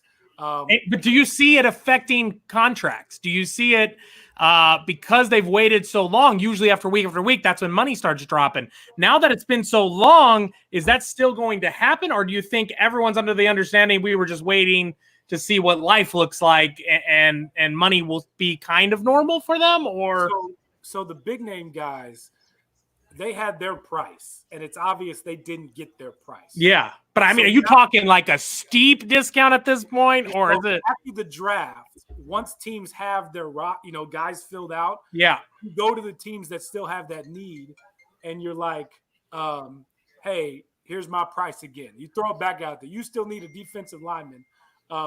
So, hey, Clowney's still available. Here's his price. If he doesn't get that right away, I would assume then you'll see a steep decrease in price in what you're talking for everybody. I mean, you'll go to the teams that have the needs and you'll be like, hey, here was my price again, just throwing that back out there. And then once they say no, which probably will be the case, then it will be. So according to my countdown here on the clock, I got on the TV tile. We're down. Cincinnati got about 3 minutes and counting left on the clock. Yeah, that's what I got. I'm up to date now. I'm at 3 minutes on the nose right now. I mean, we still might be behind that. I don't know what their delay is coming to me on this app feed. So yeah, that's true. I'm about 3 minutes too, maybe a little less. It says the pick is in. Yeah. The pick was in about a month ago, 2 months ago. Yeah. Hey, I saw you guys had on, just to recap for everybody. I saw you guys had on. Was that Jake Arians and John Skelton? Were both those guys on too as well? We had Jake and Mike Spank from State 48. They were together. Okay. John Skelton was on earlier. Mark Asher was on earlier. And who I'm going to call the MVP, Paige DeMacos, came with some knowledge. And she always does when we've ever talked with her. But she just crushed it. And we're supposed to have her on for 10 minutes. And we had her on for about 24 minutes. She was killing it. Oh, Tyler, I need to do a quick update for you. Oh. Whoa. I think we got it. Is it in? Bengals pick is in. Here we go. I think you fired that premature. They're not walking up to announce it yet. Well, it shows me on my screen we got pick is in. So hey, listen, he's got the sound effect ready to roll. I thought that was my computer. The first pick in the NFL draft, Cincinnati Bengals take Joe Burrow from LSU. Here we go. I just missed that. I got an extra update coming to me. My TV feed is a little delayed, but there we go. We're off the clock there. Hey, no pre-spoilers. Wait till we definitely see it on screen. Well, I got fans in the chat room that are just throwing it in there left and right. So. Oh, come on. I know. We got it. We got to see it live and get our true reaction here. Well, I mean, it's no shocker. I know. I'm more talking about later. Like pick 3 on is going to get real interesting. Hey, I want y'all's live reaction to this. Go to the Cardinals Twitter account. They just tweeted out a picture of Cliff Kingsbury in his house. Oh, awesome. It looks like I have no devices to do that with right now. Okay. It looks like he owns Camelback Mountain. Whatever house he's in, it just looks like he owns the mountain. I think that's from the rumors. I think that's Chandler Jones' place. Oh, I have no idea. But whatever Cliff better have gone and relocated for the draft, because watching Flight Plan last week and those bare walls I don't know if Bidwell meant to kill him as a joke or if he meant like, I hope you're not planning to leave anytime soon, guy. No, I think he did it as a joke, but it was. I know, but I'm glad he brought that attention to it, because I'd have said the same thing. Like, Cliff, you're not one picture. Not one? You can't hang up one thing. I thought you know what picture I thought he would have hanging up as a small flex. I mean, not that you need one when you're a head coach in the NFL, but that picture of him and like Brady and those guys at the Derby last year, the year before. I thought he would have that photo hanging on the wall. Yeah, exactly. All right, Washington's next. They got to go Chase Young. They have to go Chase Young. But poor Washington. I remember how we were in the late 80s and early 90s, mid 90s.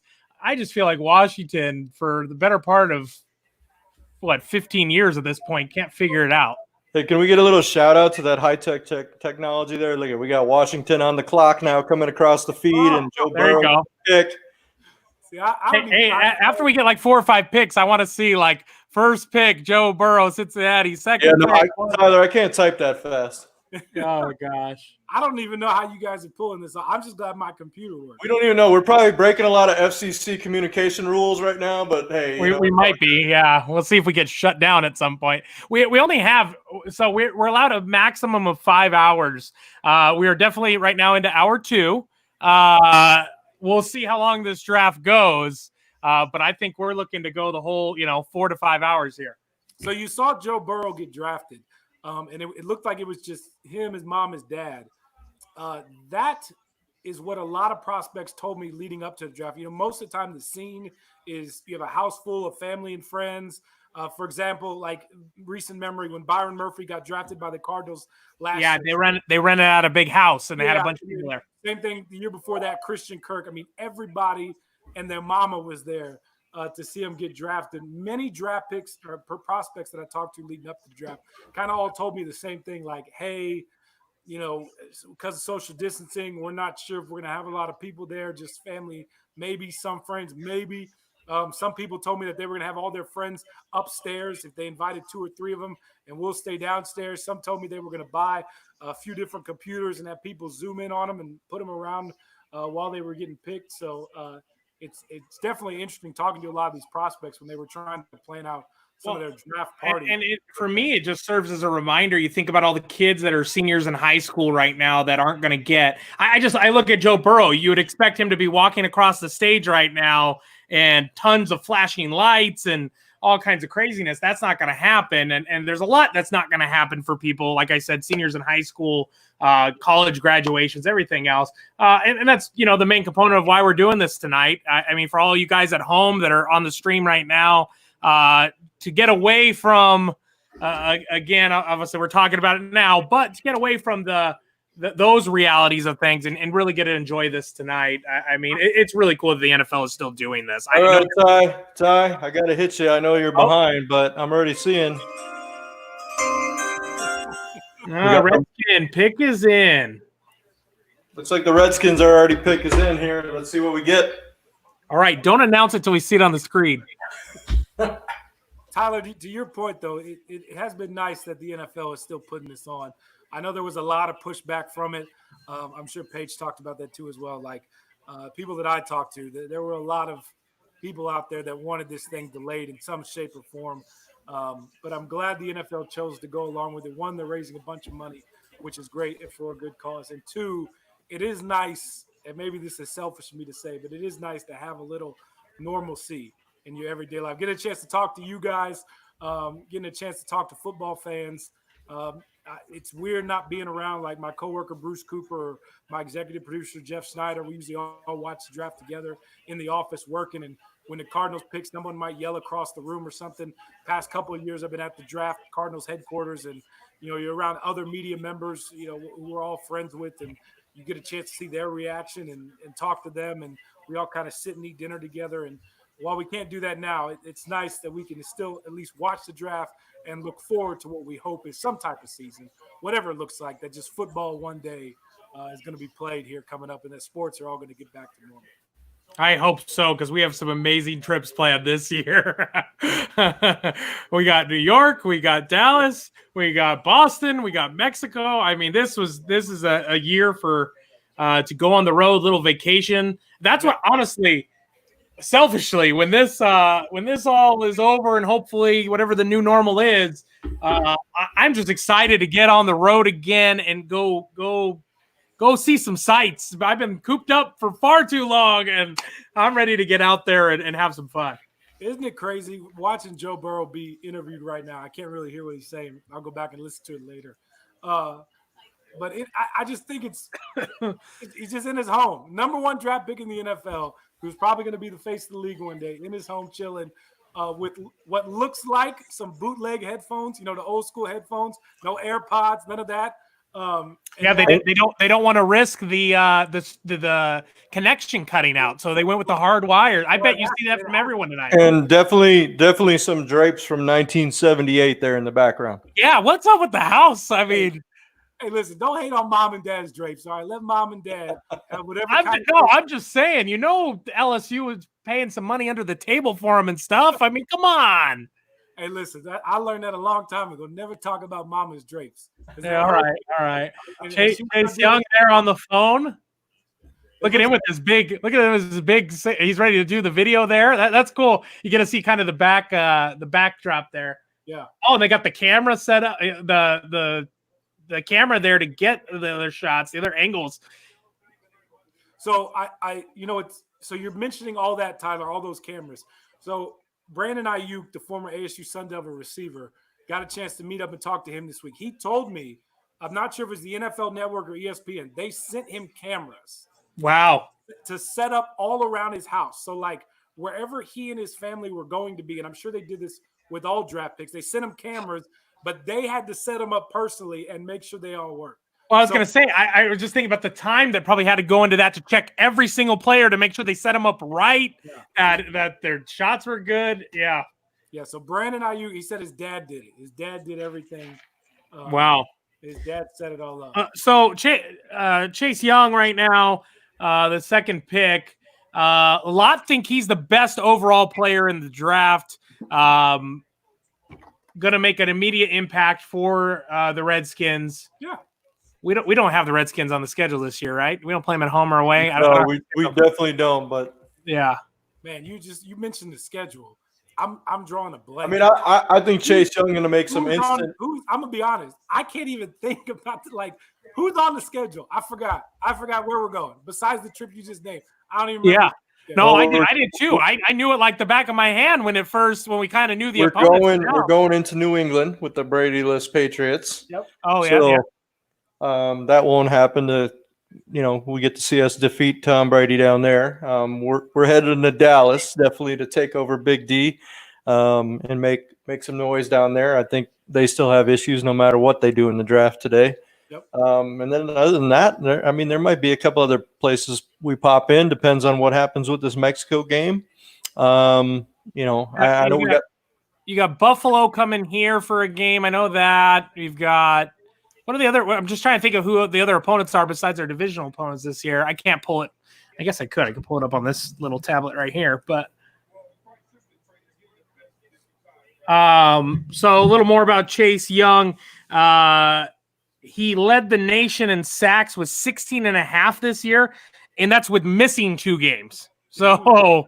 Hey, Tyler, really quick, I got a Cardinals fan calling me from Dallas here. I got to take a quick phone call. We got Mike Buchanan on the line. Mike, this wasn't a call-in show when it started, but what are you trying to add to our stream tonight? Listen, we'll make technology work. Hold on, go ahead and say that again, Mike, for us. Hey, there's only three guys I want. I want Simmons first. I want Brown or Wirfs. Simmons, Brown, or Wirfs. There you go. There you go. I can't get my video to work. I'm coming back to the fishing trip. Well, it sounds like you had a few out on that fishing trip, Mike, but we love the support from Dallas out there in McKinney, Texas. Always. Hopefully everybody's safe out down there and just getting some takeout barbecue, right? Yes, sir. All right, I'm going to jump back on the stream. Try us on YouTube if you can't get it on Facebook. It's on the Birdgang Travel Club. It's on YouTube? On YouTube as well, yeah, Birdgang Travel Club. All right, buddy, take care. All right, we're going outside the box a little, Tyler, but it's kind of off the rails right now, so we'll see where we go with this. I love it. The Lions are up next. They have 9 picks. 9. That was fantastic, by the way, that someone called you and was like, hey, put me on the show. Yeah. This is radio, but live. I mean, this is great. He's a great fan, so, I got to give him that shout out and put him on the show. But now I'm sure my cell phone's going to blow up, Cam, and everybody wants to be on the show. Yeah, there you go. Yeah, so Chase Young, Tyler, back to your point. He was maybe the most explosive player in this draft. I think Isaiah Simmons, though, is the best overall talent defensively in this draft. So Chase Young is a freak. They're all freaks. Jeff Okuda's a freak, too, as well. They have a lot of talent defensively. That's why I think the Cardinals will be set with whoever they pick there. I just think an offensive tackle, when you've already bringing back Marcus Gilbert and Justin Murray. Justin Murray was solid last year for them. You re-signed DJ Humphries, Mason Cole. This was, in my eyes, one of the best offensive lines in football at the end of the year. So Just real quick, I want to throw something out there. Any of the Bird Gang down under got my phone number or want to message me? Let's do a call with somebody from Australia or somebody over in the UK right now. So you guys, somebody hit me up on a message. British Bird Gang, or the and hit me up, and I'll gladly pay for the charges. Or you could even call me Collect from Australia. I don't care. By the way, explaining to somebody in high school what a collect call is. 1-800-COLLECT. You remember that? That's true. This day and age, they don't know what a collect call is. Right? Do you accept the charges from We Had a Baby, It's a Boy? I used to go to summer camp in the middle of nowhere, Texas, and they had one payphone in the middle of camp. And if you had to call mom or dad to tell them whatever, you didn't have to call mom or dad. But if you had to, you could go use this payphone. And I'll never forget. I called my dad collect, call 1-800-COLLECT, whatever it was. He accepted the charges. Dad forgot to hang up the phone. And I forgot to hang up the phone on mine. It ended up being like a 45-minute call and costed my dad like somewhere near $100. Let's just say he was not happy with me when I got back home for calling just to say hello. Oh, here's the Lions pick. Yeah, we got the pick is in on the Lions here, it looks like. It looks like Jeff Okuda. Jeff Okuda. You know what? He's a great kid, Cam. I worked for the Fiesta Bowl when they were out here and drove some of those guys around, kept them out of trouble out here. I do that every year for the Fiesta Bowl committee. Got to meet him and Chase Young. Really great kid, really professional, really you can tell he prided his academic career as much as he did his athletic career at Ohio State. Yeah, I've really enjoyed. I don't remember which the wife's popping in. She's in her Bruce Arians shirt too. Jake Arians was on earlier. Shout out to him. But I can't remember which mock draft I was following. I'm trying to remember who it was, but whichever one it was, it's all chalk right now. I mean, 1, 2, and 3. 3 was the big question mark. But the one I followed, it had Okuda going to the Lions. They're saying that the one that I did go to, it said Wirfs would be this next pick for the Giants. Some protection for there in New York. I like Will's a little better. Yep. You're gonna get I'm gonna get real football technical on you. I just think he has a little bit better form. But Wirfs he's a monster. They're both monsters. Now you're just nitpicking too as well. But I think they're both solid tackles. Listen, I was in New York. I watched Daniel Jones get obliterated by every Cardinal defensive lineman. Some of them you knew, some of them you didn't know, some of them won't even be on the team next year. I watched Chandler Jones go past every offensive lineman they had. They have to figure out a way to protect Daniel Jones. That's why they have to draft an offensive lineman. The Cardinals protected Kyler Murray last year to an extent.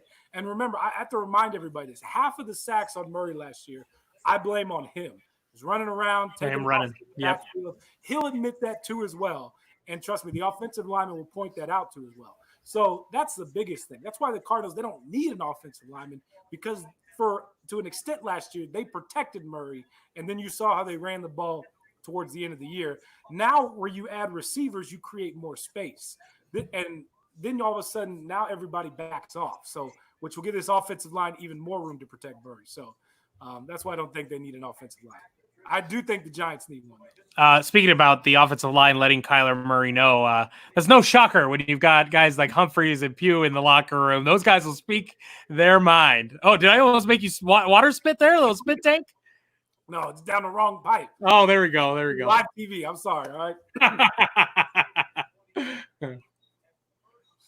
Oh, yeah. DJ, Justin Pugh, they'll all let him know. In fact, Justin and I talked about that recently whenever he did a Zoom call or whatever with the Cardinals. But, like, that was kind of his point. Like, we played well. We protected Murray well.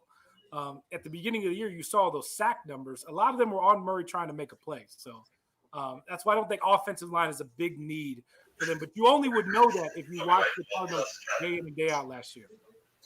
Hey guys, so I told you I was going to throw it out there. So joining us all the way from Birdgang Down Under, we got Brent Goff.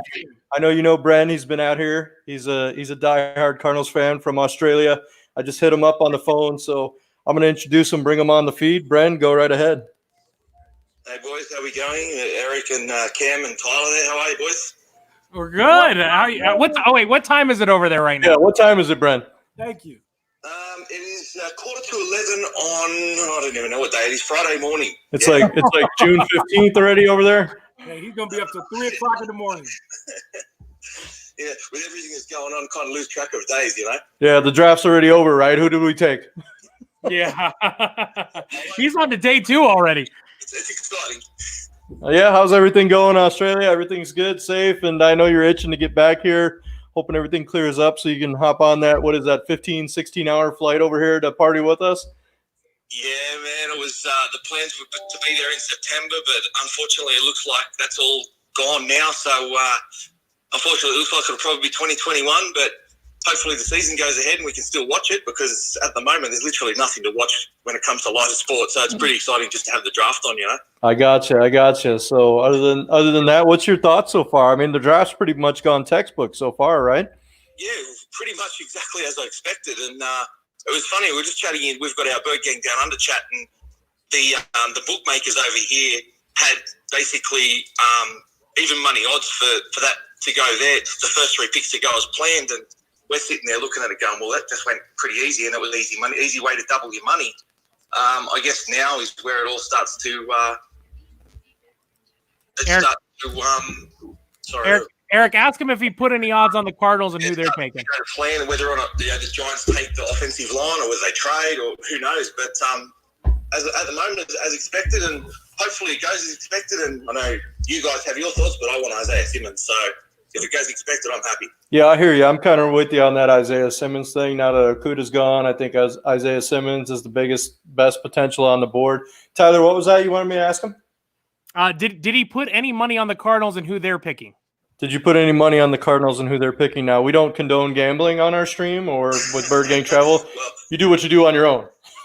Mate, when it comes to Australians, we love a bet, of course. So I had some money on Simmons, just a little bit. He was paid to be the Cardinals pick. Okay. Just a little bit. So it was more of a hope thing, but you know, my honest thoughts, I think it's between us and the Panthers. The Panthers are going to probably take Brown or Simmons, and I think we take whoever's left out of those two.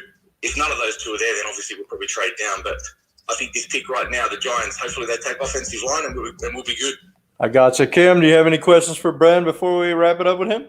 Brandon, what's everybody doing in Australia right now? Cam wants, I don't know if you can hear Cam because it might be delayed, but he wants to know what's everybody doing in Australia right now.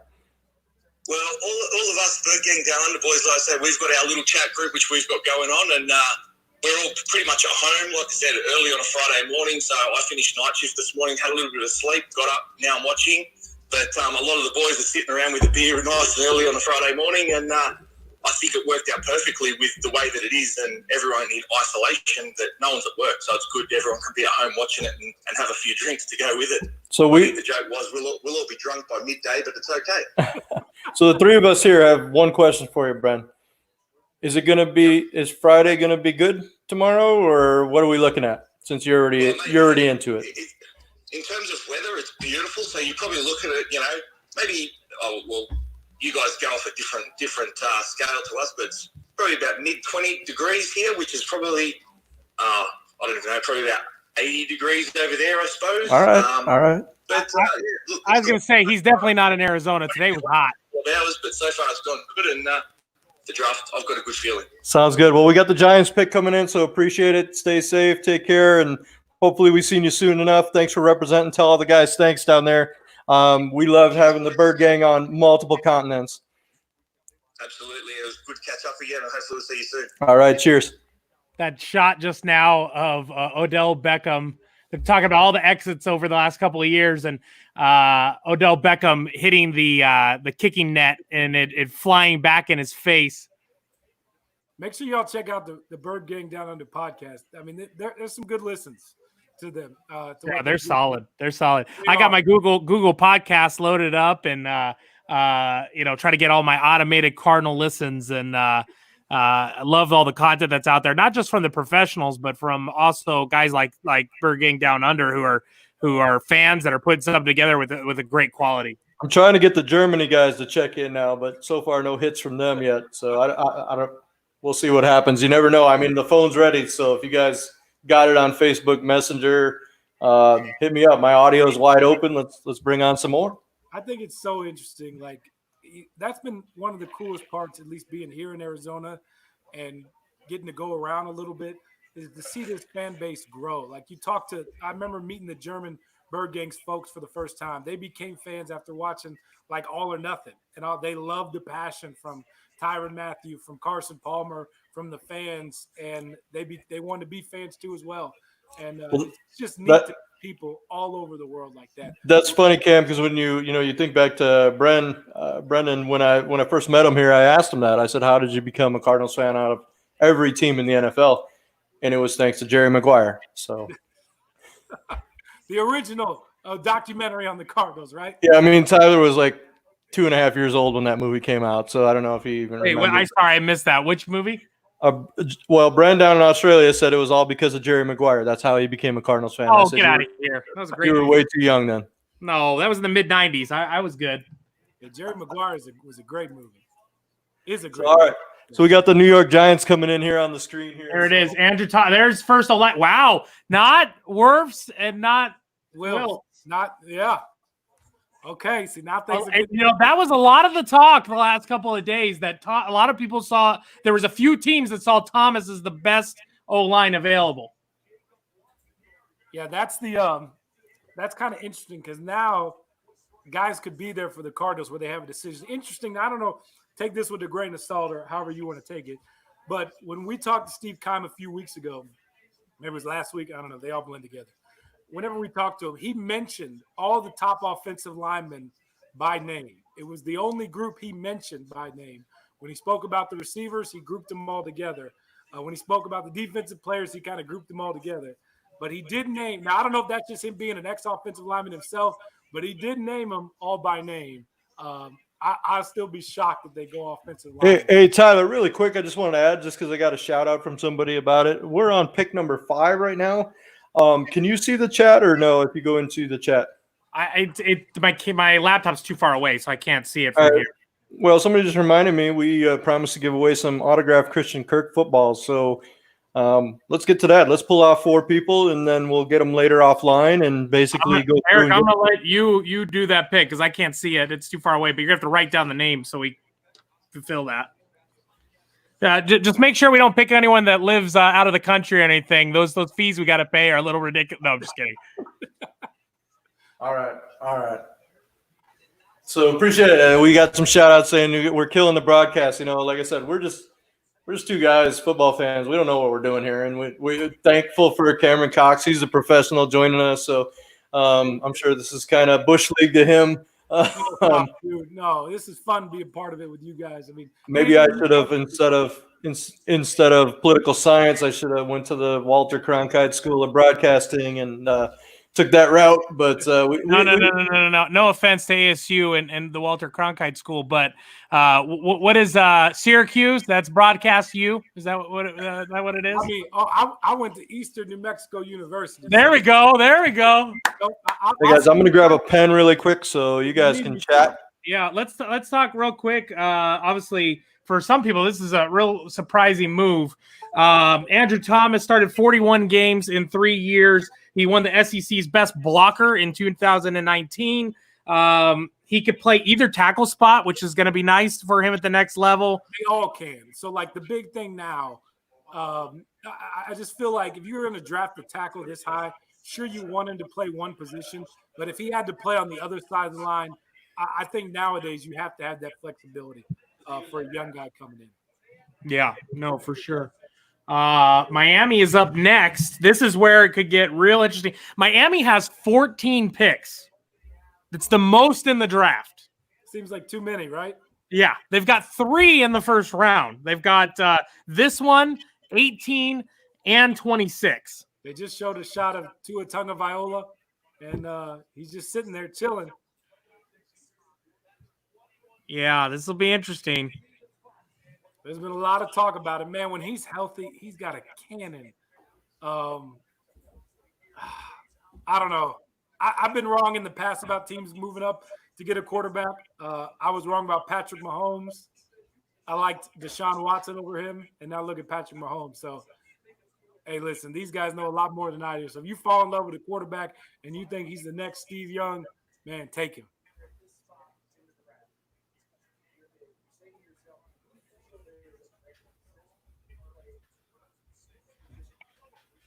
It's interesting to see some of these guys that have these cameras set up. I see a shot of the Dolphins general manager. He's in the bottom right-hand corner of his screen, like way over here. Yep. I love all the kids. I love that all the coaches and GMs that are bringing their kids in too. That's great. Hey, I would too. If I had kids and I could get them to be good, I'd be like, hey, sit over there. We're gonna do this together. I'm shocked my kids have not came out into the garage yet. I thought for sure I was going to have to be shooing them to the side. Eric, where are yours at? Yours didn't want to come make an appearance? They're on Fortnite and they're locked away in their Fortnite caves. So yeah, they're. I think one of them walked out to see who the #1 pick was and took a peek, and that was about it. So right now, Fortnite is life. Just remind them that there is sun outside. Right there. Well, yeah, I keep telling them that they live like vampires. I walked out the other morning to go to the bathroom. It was 2:30 in the morning, and they're gaming right there playing, and full on headsets talking to people, and I'm like, "You're 12. Who's up right now?" My alarm goes off at 3:45 in the morning, and I'm out the door by 4:55. Every morning I'm greeted by our 13-year-old who is not gone to bed yet. So, you know what's interesting, I'm going to say this. I'm going to knock on my table as I'm saying this. The draft is gone. We're almost an hour into this.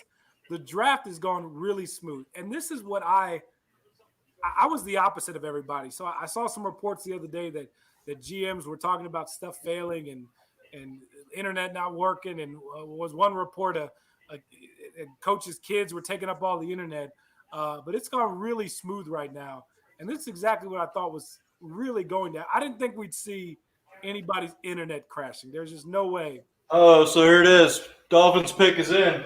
Oh, here we go. Too bad for Josh Rosen, I would say. God, I love Mel Kiper. Still doing it. Oh, did you see it? Did y'all see it? I was looking down. I'm trying to.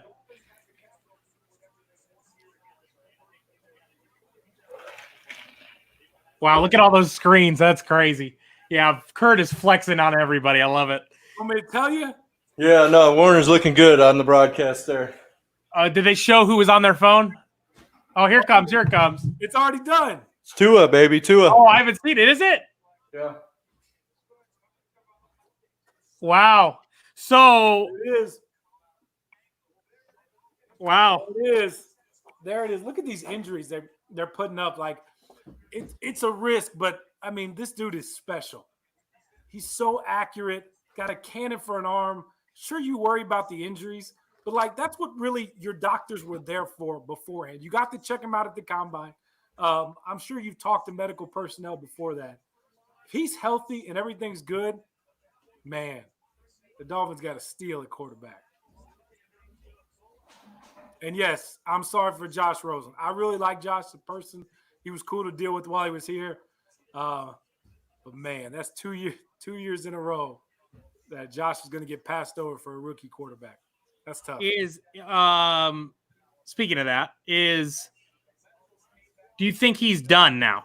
I mean, he probably gets one more shot as a backup somewhere, right? But done is like done is a weird thing to say because you have guys like Drew Stanton, who was a career back. That's true. But who made a bunch of money being a backup quarterback. But hold on. So, but would most of those guys that I feel like, and I may be wrong because I'm just thinking off the cuff here, most of those guys that come in that are career backups aren't first round picks. True. Usually when you're a first round pick, if you don't make it, you don't stick around to be a backup somewhere. See, I think it should be the opposite. But you're right. Like you're 100% right. You're not sticking around forever. Matt Leinart didn't stick around forever. But if you have that opportunity to be that backup, you can make a lot of money doing that. And Drew, think of Ryan Fitzpatrick. I mean, yeah, he's had opportunities to start places too, but a lot of times he's only been guaranteed a backup spot, and that guy's made a pretty nice living. Playing Josh McCown is another guy that comes. Yep. So if that can be your role, and the one thing that Drew brought that a lot of players don't bring is like football intelligence. Drew is incredibly smart at what he does, and I thought the Cardinals should have kept him when they moved on from the Bruce Arians era. That's one guy I would have brought back to mentor Josh Rosen, even to have around Kyler Murray too as well. Even though he's a completely different quarterback, I like Brett Hundley too as well. But I thought Drew should have stayed. I thought they should have kept Drew. But yeah, that's if you can make a living as a backup quarterback in the NFL, you can make a lot of money. And it's valuable to have a good backup on your roster, a solid backup. For sure. No, yeah. It's really hard to put a price on having that, especially when you know most quarterbacks won't make it through a full season. So, I mean, you look at Brent Hundley. The couple times he had to come in last year, he played really well, and even during the Drew Stanton era, there were games he was able to come in off the bench. I think it was a game in San Fran where I will say he had to come in the first couple of quarters were miserable. But it was the fourth quarter he rallied, had a couple of good drive, like one really good drive, and helped the Cardinals get a win. Did he win 7 games in a row? Yeah, something like that. It was something crazy. Did I miss somebody on our picks, or is it actual Chargers are on the clock, right? Chargers still on the clock. I got 4 minutes and 15 on my feed. Chargers are on the clock. Eric is living in the future. Yeah, apparently I didn't think the Chargers had a pick in the first round, so I didn't load them up. But we're good. It's fine. It's fine. So we got the Chargers on the clock, guys, coming at it there. I don't know what day it is, so we're good. Yeah. So the Chargers, it's April 254. Yeah, the only way I know it's Thursday is because the first round is always on Thursday. So I woke up this morning and was like, it's day 1 of the draft. That means it's Thursday. All right, get out of bed. Let's go. So here's what I had for the Chargers. I had written down that they would take Tua. So my chalk has now changed. I had Herbert going on that last pick there, but to the Dolphins. Now what I have is could be Herbert, it could be Simmons, and those are the two. So that's what I think we're looking here is Simmons or Herbert. What do you think, Cam? As far as who's moving forward? No. Who do you think the Chargers are taking right now? If you had to take a guess. I do like. Is this where we get the third quarterback? I do like Justin Herbert. I mean, but Simmons is still there. A lot of people have been saying the Panthers are going to take Simmons no matter what. So they could, which now creates a dilemma because I do like Derek Brown, but man, I just think if you get another weapon on offense, you are set. you are set for a while. And I just think that could be so huge for this offense moving forward. But like I said, if Isaiah Simmons is there, I don't know how the Cardinals pass on him. Derek Brown, I think that becomes a 50-50. He's a dominant player, and they definitely need help at defensive line. Nothing against Corey Peters or the guys they got up there. Jordan Phillips, the guy they signed to as well. But they need another dominant defensive lineman in there. That's what's kind of hurt them over the years. You know, Chandler Jones and the other outside backer, Devon Kennard, they're going to bring the pressure off the edge. But they need two guys because the Cardinals play two defensive linemen most of the time, and everybody else is linebackers, safeties, and corners.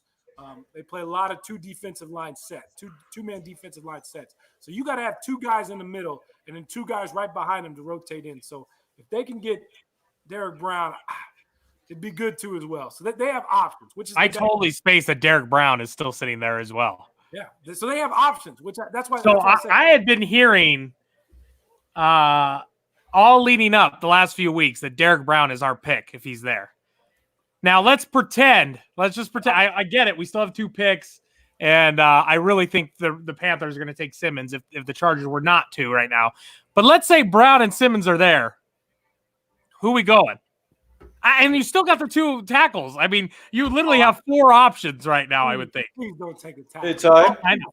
Yeah. I'm going to fall out of this chair if they take a tackle. Can we go ahead and add Blake to the mix right now? We got plenty of room in the studio to bring in another live guest to throw some. Yeah. I mean, we can bring him in early. I know Johnny's going to get on in a little bit too. Cam's going to hop off right after the Cardinal pick because he's going to have to get to work. I got to go.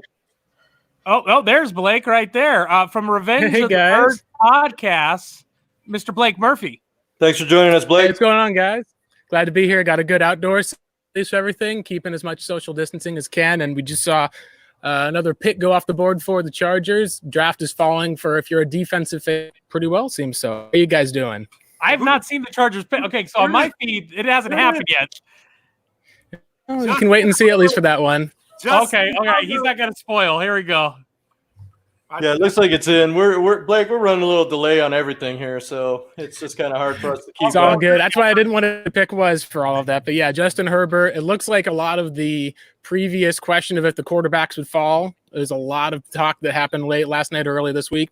Hasn't been the case so far. Teams have been taking their guys, and you got 2 of the top defenders that are there on the board. You've got the second offensive tackle, and again, unless the Cardinals, you got a couple of guys there. Murphy, see, there you are. For me, like when you start hearing about quarterbacks falling, to me, that's just trade bait. That's just teams throwing that out there to see what they can get. I thought these 2 guys were pretty high the entire time. You had 2 teams that needed to draft a quarterback, and because the Chargers didn't sign Cam Newton, they had to take somebody. And same thing with the Dolphins. The whole year was tank for Tua. So they got their guy. The Chargers got their quarterback of the future. Now we get interesting. There's tons of value there for the Cardinals at 8. Let's see what Carolina does. They got a big decision too. Hey, Blake, a big shout out to you guys. I want to give you guys a little bit of plug, but definitely all the content that you guys were putting out on Revenge of the Birds this week and last week. Definitely listening to all the podcasts I do my nightly rollerblade around the block, and I've been listening to all your content. Your guys' mock draft, the 2-part special the other day was great as well. Well, fantastic. It took a while just to have to go through and write up an individual little draft blurb for every single player's mocks, but it was a lot of fun to be able to project, look at some of the trades, and it's really enjoyable for a lot of the community, the interaction we have with a lot as well. It's like, I've always called the draft the dude version of The Bachelor in a lot of ways, where it's like which team's given who the rose and all of that, but it's been a lot of fun. So appreciate that. And thanks to anyone who does listen in for all that. I appreciate the work you guys do with getting people traveling around to have a home presence at all the away games so far. Tyler, did you say around the block rollerblade? Oh, dude, I got a good story on this. The wife tries to tell me not to go at night. And because of my day's been so busy, I've been going at night. And one little pebble I learned will take you out.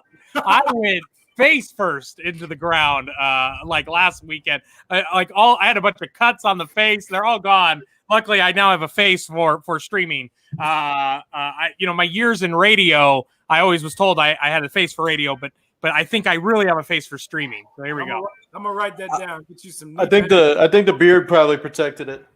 trust me, I definitely felt I broke my jaw after it happened. It was knee pads, some elbow pads, a helmet, a chin strap, all the above. Next time I go to Walmart for you, buddy. No. That was the best part. So as soon as I got home, I ordered on Amazon, and when I was sitting down taking them off, I ordered the helmet, I ordered the knee pads, the elbow pads. No problems anymore. We're good. All right. Glad. Stay safe, man. There you go.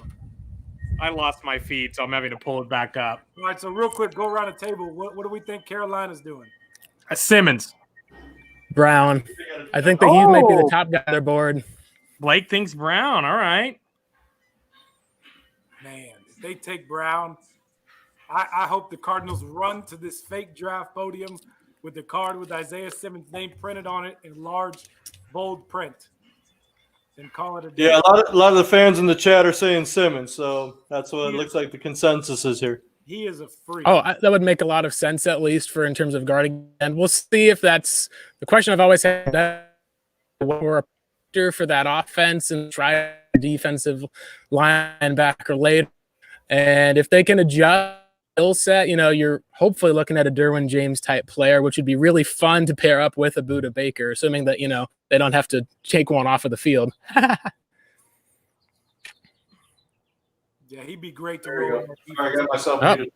He's exactly the type of player that would fit well in that defense. Exactly. The tuck is in.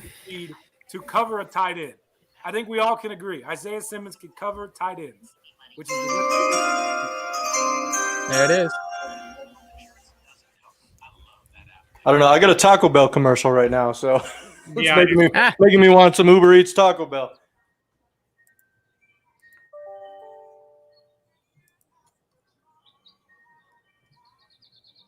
Getting another Lean on Me commercial. Is that what y'all got? I did. I get. Was awesome at the beginning of the draft. She was fantastic.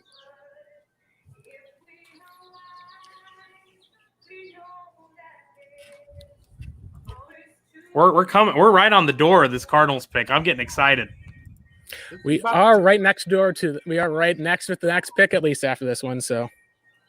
Yeah, this is about the time we thought the Cardinals pick would come in. About 6:20 is what we're looking at probably. We got about 12 more minutes. I'm definitely interested to see. I'm really hoping Simmons is there. I've been hoping for Simmons over Brown. As much as I would love a wide receiver, because I think it'd put him over the top offensively, I don't know how you can pass on a player like Isaiah Simmons. I just don't like the wide receiver at 8. I get if you're going to go back a couple spots, but man, take a playmaker. I get it. If you love him at 8, take him at 8. I know. The greatest show. Let's find out. The greatest show in the NFL. Oh yeah, I mean, it would just depend. A lot of people wonder if Fitz has got 1 or 2 years left. You just keep some of that going at least, but we'll find out what the Cardinals want. It does seem a lot like it's a pick that if people said, hey, if one of the defenders is there, they might do it. Yeah, that's honestly what I think too as well. Here we go. Yeah, I'm getting excited here. It should be coming right out of this commercial here. Tyler, does your TV work? Does it work again? Yeah, I'm back on. What happens is after a little bit, I'm screen sharing off my cell phone, and what happens is after a little bit, it all of a sudden drops the volume, and I have no volume, so I have to unplug it and then get back on, and it's a good time. It's the sacrifices for the stream in the garage right now. I will say this is kind of crazy that we're on all 4. Good thing is this draft isn't in August, Tyler, because you would sweat to death out there in the garage right now. No. I bought today because I thought about this because when we tested yesterday, I was sweating by the time we were done. I went and bought a little portable AC unit thing that's right here next to me that you can't see, and it is keeping me nice and cool right now. So true story. My AC unit is like right up there, right above this door. And when I turn it on, it's kind of loud right here. So I cranked it down to like 50 for like an hour and a half before we started this thing and then turned it off. So just so the house is nice and cool for this, however long we're going to be on this stream together. That's what I was really worried about, is that the mic right here was going to pick it up, but I think I've been lucky on that one. So yeah, no, I got mine shut off just for that whole reason. What is Carolina doing? Hurry up. I know. I feel like it's coming. Right here. Have you seen it yet, Blake? Has it happened? Oh yeah, I've seen the pick for all of that stuff. Do you want to know it? Oh man. Oh, wait, you've already seen it? Oh yeah. Yeah, he's getting the best feed ever on his TV right now. Oh, go ahead. Tell me, Blake. Must be. Tell me. Who's the pick, Blake? Derek Brown. Oh, Panthers take Derek wow. Brown. Simmons is there. Simmons is there. You ready, Cardinal fans? Get ready. Let's see what happens. Okay, is it Simmons or do we get blown away and it's a letdown and it's an offensive tackle? I mean, I'm looking at all the talent that's there with all the tackles. I mean, there's only one tackle been taken so far. You got a lot of teams that might be looking. We'll see what happens. That scares the hell out of me right now because I would really like Simmons right now. I've been a little worried about it just because obviously we've had the players that have played kind of a hybrid role in multiple positions. I get he's different, but you've had the Deion Buchanans, you've had the Son Reddicks, you've had, and not being able to find a true, spot for them. I did just get a text from someone. Don't look at it. Don't read it. Well, no, that is very close to someone that might be involved in making the pick. And I think this is going to get, here we go. We'll see.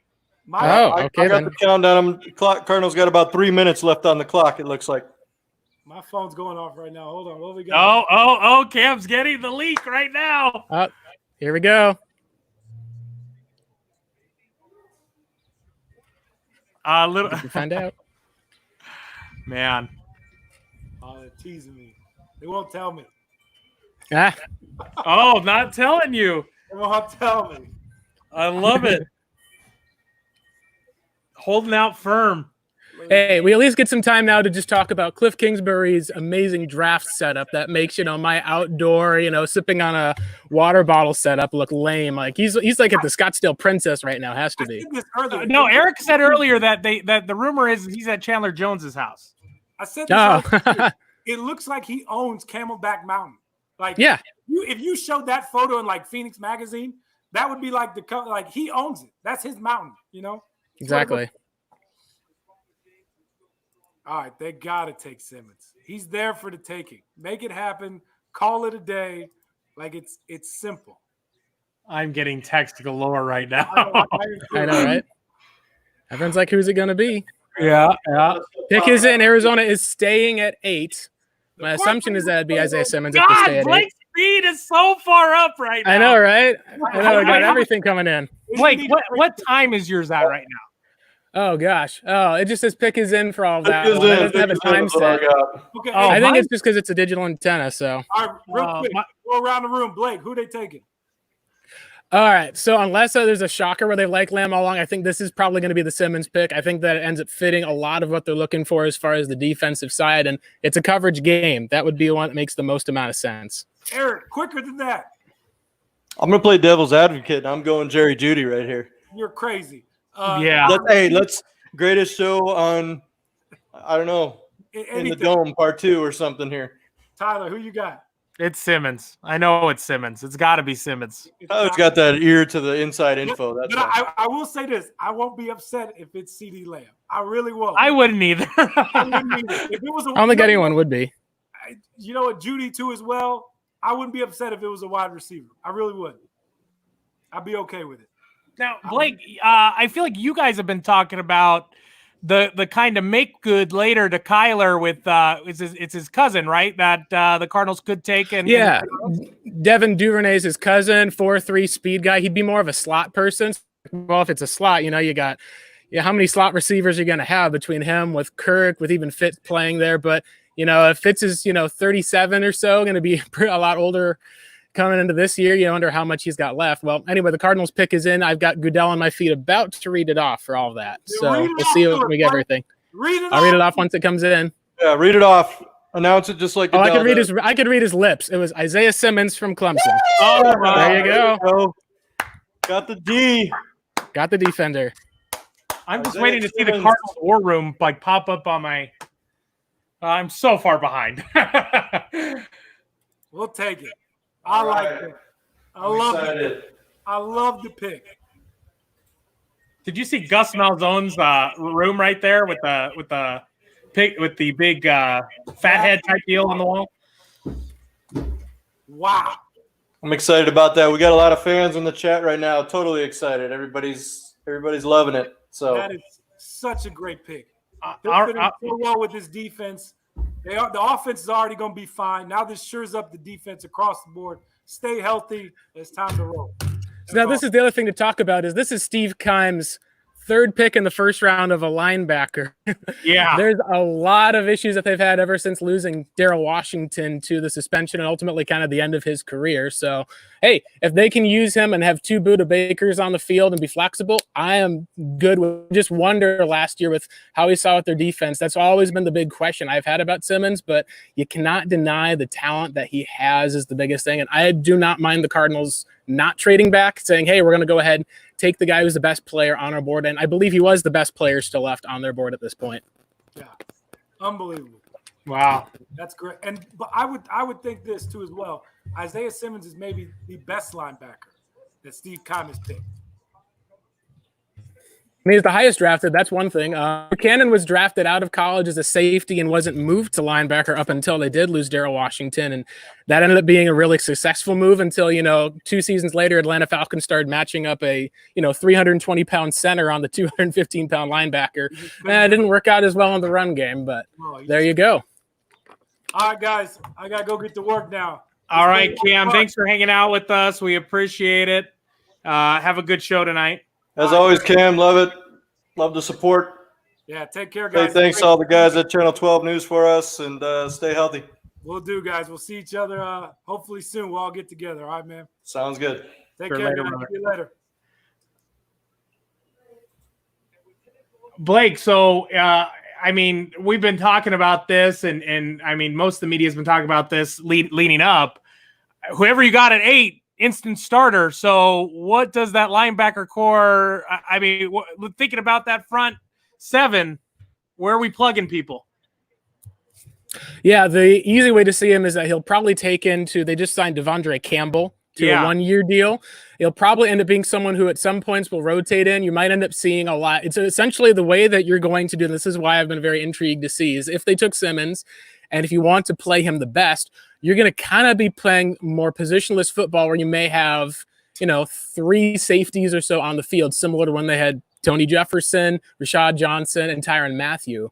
Because you're going to be able to have some guy will have to play the deep safety, someone will have to play cover 2, someone's going to be near the box. What the Cardinals did for a bunch of years was kind of play a hybrid defense without guys in true positions, which should tell you that they've got experience that. The difference is last year we did not see that at all from Vance Joseph and his defense. He's never really had one of the type of hybrid players. It seems like he's going to play at the will inside linebacker, which would essentially be that guy who will be out there making plays. He might play more of what they said is the guy who lines up and rushes from a tight end area or covers, kind of a guy who's going to be more of, hey, like if you got George Kittle out there, this is the guy that you glue him onto all game. That's something that you can see. He's a great tackle for loss guy. He even can line up as an edge rusher. So there's optimism I've had. The biggest question I've had is if you're only going to play him as a linebacker and not make use of that, the fact that this dude can cover out of and move to different positions, then you're kind of limiting some of the side. Could be a dude who is like a Tyrann at the next level, except it's more of just instead of a 5'9", 1'5", you're talking about a 6'3", 240-pound Tyrann Mathieu. So that's the best case scenario. That one. What's nice about this pick is that the Cardinals didn't go, we kind of are, going to go with a more traditional role, take some of the tackle for that one. And what it tells me is that they're looking to hopefully adjust to some of Simmons' skill set and talent. And he's probably the freakiest linebacker that we've had. And that's saying something because Darrell Washington is I think it was Kent Summers tweeted out a little while back. There was that Kerry Rhodes pick 6 that was, I think it was tipped pick 6 by Kerry Rhodes in an Eagles game a while back. And Darrell Washington, he's at the back of the line right here, and he runs all the way to the front of the line to make a lead block. He's one of the fastest linebackers that you could see on the playing field. And as a result, Arizona gets a guy who's even faster and bigger. So the hope at least that you'd have is that this would hopefully fix the Cardinals' linebacker issues. They've had issues all for the last 2 years since 2017 in the linebacker core. They have to spend a lot to do it. It costs a lot to fix it with giving up a big contract to Jordan Hicks and drafting Isaiah Simmons at 8 overall, but they get their man. Oh, that's great analysis. Hey,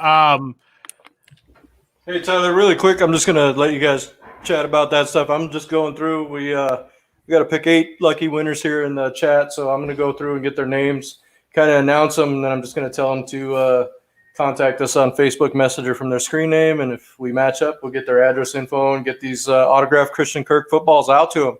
Appreciate you guys for joining. Definitely hang out. The draft night is still young. We're only at pick number 9 right now, so hang out. We think we got a few more hours left on the stream. We'll just chit chat. And yeah, we've got 3. Our stream ends at 9, so we got 2.5 hours that we're still good to go. Yeah, so might take us all the way through. Grab a beverage, and we'll just keep watching the draft together. I'm kind of catching up with everybody's chat. It's kind of hard to see because I'm sitting so far away from my laptop. But yeah, I'm going to go through and we'll pick up some winners. Sweet. So the Jags are in now. The back and forth this week with owner Tony Khan and I'm going to butcher the name. Blake, I'm going to let you say it. Their defensive star that wants to be traded. Oh, Yannick Ngakoue. That's the one thing that's tough is about Ngakoue. Yeah, it's the N is silent. That was one of the craziest. Obviously, we'll go back to Cardinals, but that was one of the craziest things I've ever seen. Yeah, no, it'll be fun. There's a couple of other people that are like that this year. It's Albert Okwebong. I have to remember exactly this one is here. It's one of the craziest last names. It's even harder than Nikamdichi. Or Kandichi, at least for that one. The back and forth that he had with the owner about getting traded. Oh yeah, no, Yannick. It's a case where for him they're holding out for a pick. There's been some rumors of there's made a call. Some people have wondered, but really the biggest thing about that is that you find out that Tom Coughlin, when he got fired and let go from the Jaguars, and I'd heard like some rumors or horror stories, Jaguars fans, about how Coughlin was just like, we were talking about like everyone's had that one boss that you absolutely hate. But this is a boss who essentially was fine player. So imagine that you've got a boss that you hate, that you just absolutely despise. And then you find out that because you didn't go to this optional meeting, took part of your paycheck from you. So it's like, it was one of those terrible things that you had with Tom Coughlin. Dave Well and Doug Marrone, they are two of the kind of more guys in the draft. We heard they liked Brown and Simmons. Right now, the fact that there's been no trades lines up with what I thought, that without having a lot of time, a lot of prep work, a lot of time to talk to players, I thought that at least trades in the first round potentially draft so far. We're not quite a third of the picks yet, but we haven't had a single happen yet. And here we go. It's Okwebunam. That's how you pronounce it. It's Albert Chukwuemeka Okwebunam. So imagine saying that name is that's even tougher than Yannick Ngakoue.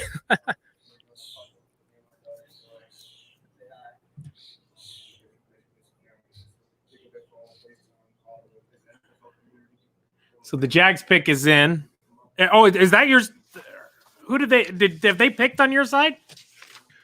Pick is in, and yeah. You want to hear what it is? Yeah, let's go for it. Surprise to people. So there's one player they talked about for the Cardinals, may have had some interest in. He was pretty high up on their board, but wasn't in that top elite tier of those three. And it was the cornerback C.J. Henderson. Yep. Out of Heard Florida. a lot about him this week. Making a rise. So essentially, the Jaguars trade 2 first-round picks when they get rid of Jalen Ramsey. They now use one of those first-round picks to replace him. They've got one more first-round pick next year, and we'll see what happens with that team with Gardner Minshew, but they've got a whole bunch of reloading on defense to do with all of the fallout from guys like, after Coughlin was there, a lot of those players who were there either got traded away. It's kind of their soft rebuild, that if not a full-on rebuild. So we'll see. Maybe they're the tank for Trevor next year. Patrick Peterson celebrating on Twitter, welcoming Simmons to the Bird Gang. Oh, yeah, no, that's the biggest thing also that will be interesting about Simmons. I just remembered someone pointed this out, is probably going to end up being a tackle machine, assuming the defense. I mean, you're hoping Jordan Phillips makes an impact. But he might be one of those guys who, if you're a fantasy football player and you use defense players, very possible that he's going to be used all over the place. Similar. Budda Baker was like, 7th in, I think, tackles in the NFL last year. Simmons, if they can move him around in a lot, that'll be very interesting to watch. So I'll be very curious to see what the Cardinals defense looks like, because, they have Patrick Peterson back. His deal. You've got Robert Alford back. You added 3 other defenders around. We'll see what that defense looks like, because last year at 31, you think that there's nowhere to go but up. Yeah. But you better be going and showing improvements. They can go back. Exactly. Do you see the tweet from Patrick Mahomes? This goes off completely a different direction, but seeing Cliff just sit on the couch, just really relaxed. Cliff, it looks cool no matter what, but in his little anklet, no sock shoes, and kicking it on that couch with that view, Patrick Mahomes says, "I'm trying to have a crib like Cliff." Oh yeah, no, I was gonna say the Cliff Kingsbury he kind of lives a charmed life in a lot of different ways if you think about it. Oh yeah. Christian Kirk, we got a monster. Let's go. Welcome, Isaiah Simmons. Let's work. I was gonna say that was one of the most fun things that they talked about, and this is like the way that Dane Brew, NFL draft expert for that one, he puts together that huge beast guide every single year. He described and said they might have to rename the combine the Isaiah Simmons combine after he was finished because he's that much of a physical freak. I compared him to if Captain America was actually a real human being because that's how athletic he was. So we'll find out. The Venables, the way that they used him in that defense was how they used Tyrann Mathieu at LSU. The Cardinals are creative, and if Vance Joseph can adapt, that's the biggest thing that we saw last year. Didn't seem like there was much adapting going on until everyone had the Fire Vance tweets changing, and then suddenly, as soon as it seemed like Peterson got back, they kind of righted a bit of the ship. They weren't giving up, the 31st ranked passing defense. Things improved a little bit, so it'll be interesting to find out how much he adjusts. I think there's a lot of optimism you can have for a Cardinals fan between the additions of DeAndre Hopkins and Isaiah Simmons. You fix your first issue on offense, which was a lack of an outside threat at receiver. You fix your biggest issue on defense in covering a tight end. Yeah, and you just talk about the NFC West with the tight ends that are in the NFC West, from a Kittle to Greg Olsen now joining the NFC West. Oh yeah, it's going to be a crazy for all of that. The Cardinals defense has to improve at some level just because of how they were trotting out third string rookies, losing their top two corners. But by the end of the year, it was a hodgepodge of mix being thrown in. No offense to those guys. They did what they had to do, but it was tough last year. Yep. All right. Looks like we have the Browns pick at least is in. I wonder if it's because I have the digital antenna. I wonder if I'm just having it where it's the live feed from that's part of it for that. Are you guys ready for the next one? I think you're getting the feed directly from Goodell's house at this point. If I was getting the feed from Goodell's house, then I would probably be like booing him a lot more. No, I didn't get it here. I'm sure you were listening right at the beginning. They alluded that they were going to pipe in some booing noises for when he first came on the screen. Did that happen? Oh yeah, they did. They had my favorite thing that I noticed for all of that was they had all of these like fans who were on screen on his TV just booing him, shouting at the boos. And then for some reason, Michael Strahan was there. All these fans just booing Goodell as well. And I was just laughing because it was the most perfect thing for Michael Strahan. He's one of those personalities that with taking over for Regis and Kelly, he's just kind of stuck out in a lot of different ways as far as with New York. And so that's where a lot of the thoughts and prayers really are with, New York is just really struggling, but it was fun to be able to see that even though he can kind of mess with the with kind of like the flavor of sour milk, he still has enough self-awareness to be able to say, yeah, sure, you can boo me, go ahead, I understand. Yeah. Speaking of sour milk, I don't know if you got to see this one, but after Mahomes tweeted, "I'm trying to have a crib like Cliff," Tyrann Mathieu, Honey Badger, says, "No wonder they couldn't afford me anymore." That's great. Now, the Cardinals, at least in Tyrann Mathieu, is fascinating because a lot of that reminds me of Anquan Bolden, where the Cardinals weren't going to make an offer, and he felt there was a lot of lost respect in areas like that. I can feel Mathieu felt the same, and I think eventually things will turn around. But he's just one of those guys who he knows the chip on his shoulder is it's bigger than a Duro, essentially. I think how the term goes. So. Hey Tyler, really quick, I threw a message out in the feed. There's a lot of messages coming in, so it's going to kind of get buried along the way. So if everybody looks at their feed somewhere down at this point in time, a little bit above it, we got our winners for the 8 footballs we're giving away. Again, signed by Christian Kirk. With a quick shout out to number 13. Kirk's been fantastic with us with support for the Bird Gang. So we got some signed logo Cardinal footballs coming out. So I'm going to read off some names, and you guys just private message us from your Facebook. Your Facebook Messenger has got to match your name that I'm calling out, We'll work on getting your address and getting these balls shipped out to you as soon as Tyler can get to the post office. Yeah, I was going to say, it sounds like I'm going to the post office tomorrow. So I got Gracie Rainey first coming up. I tell you, I don't know if it was me or you or just overall women are more into football. We had a lot of women in the feed right now. It's I think outnumbered the men here almost. So definitely you see a lot of that with all these football clinics like Larry's been putting on and stuff like that. So that's kind of cool. I'm not doubting that the women aren't interested, but I also think it might be some of the males having issues technically with with the going live and the stream deal. So they're utilizing the wife's technical skills to get them on the feed. Probably that too. So let me go down these names just so we make sure we don't miss anybody real quick, Ty.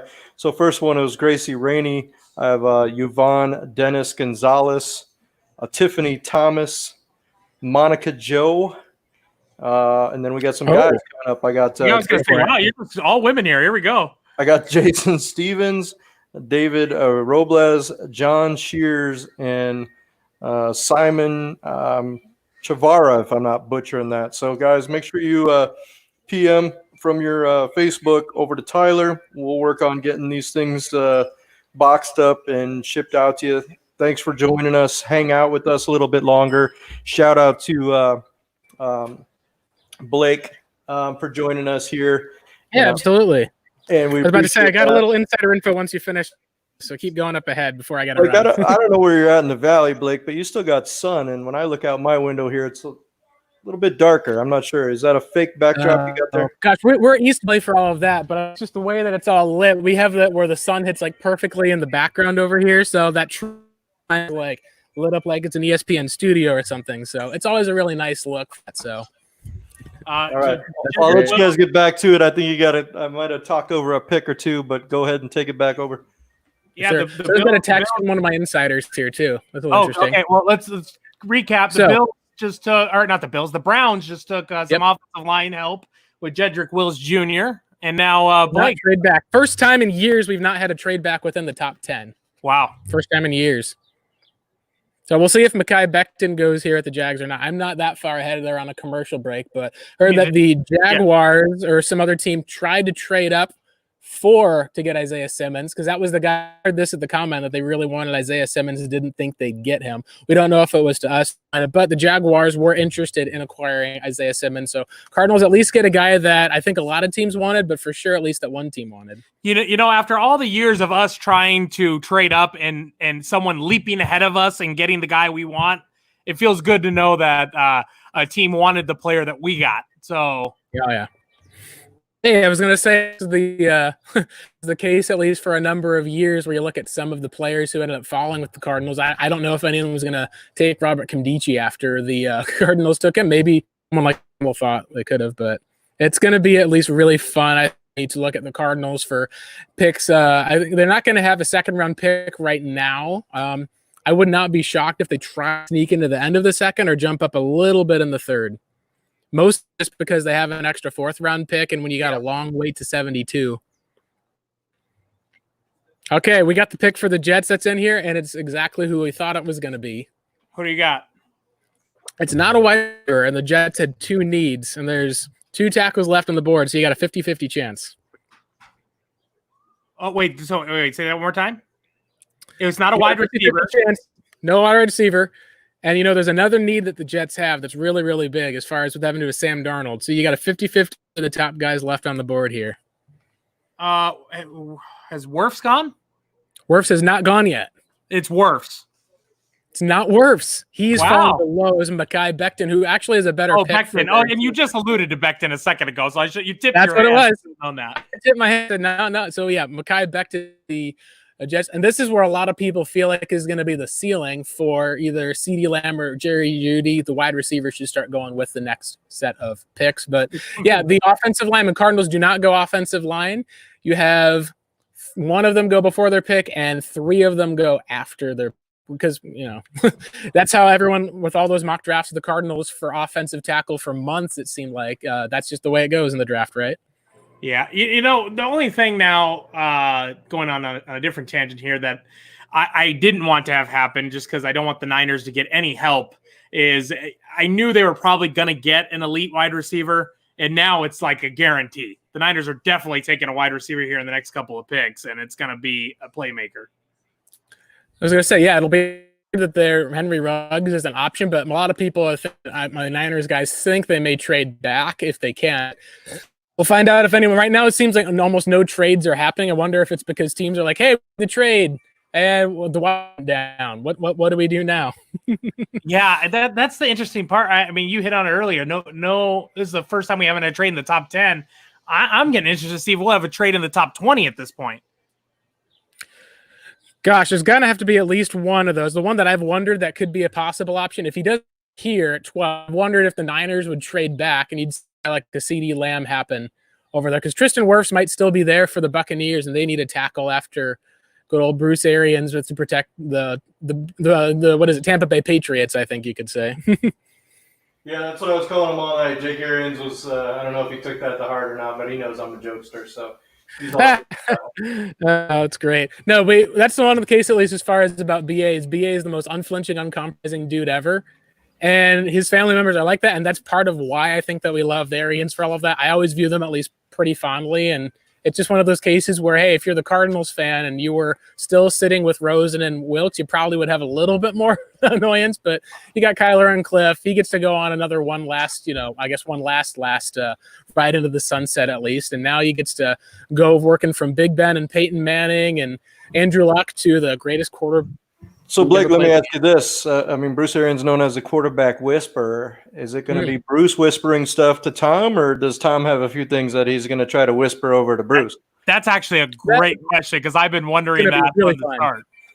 Oh, gosh. Like, Bruce is a guy, and this is the case where people call him, he's stubborn, but he's never stupid. And so what we saw in, I think, 2016, 2017, you saw when they're like, okay, our wide receivers are hurting, our offensive lines have and protect adjusted. That's where you saw, David Johnson and Fitz over the middle a lot. 2017, they've got Blaine Gabbert, they got Drew Stanton. He changed and adapted his offense. That was like the first time it's like Bruce Arians never throws to tight ends. And then that Jacksonville game, you saw like Ricky Seals-Jones go off for 2 touchdowns, I think. Right. I think that he's going to adjust his offense to Tom Brady. Well, I don't think there'll be as many deep shots. I think they'll use the tight end a little bit more. The thing I'll be curious about is if, I feel like what's going to happen at least, there may be at least one discussion where Tom's like, hey, like for these running plans, like, do we want to get a fullback? And I think BA will just be like, no. And that'll be it. I think that's the one area that Bruce will not bend. Just to kind of point out real quick, we got a milestone moment here in the draft on the clock right now. The new Las Vegas Raiders. So, that's kind of a different thing, seeing LV up there. I did. You know what? I saw that and I just glanced over it, didn't even think about it. But yeah, you're right. What was I going to say to your point just a minute ago, Blake? Now I'm just drawing a blank. But with Bruce, my question is: a lot of people have speculated ever since the Gronk deal was made. Do they deal OJ Howard? But I just think of how much success, obviously, Aaron Hernandez and what happened there, but. The success that Patriots team had when they had Gronk and Aaron Hernandez, when they had two dynamic, elite tight ends. Obviously, Howard, no success last year in that offense. But with Tom kind of maybe calling the shots, what do you think there? Yeah, I think with they are been looking to move on from him just because he's been more of a blocker, hasn't been what they thought he'd passing game. I think what's really going to end up being the case here is was that by design or is that him? I think it's a combination of the two.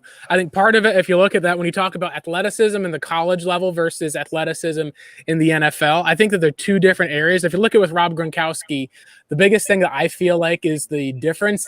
Gronk was a guy who would essentially truck you and run down and then would, bust knee, at least for that. He ended up getting to the point where his body just started breaking down a lot. Like there's that whole story he had about draining blood from his knee after a Super Bowl. It was just, oh my goodness.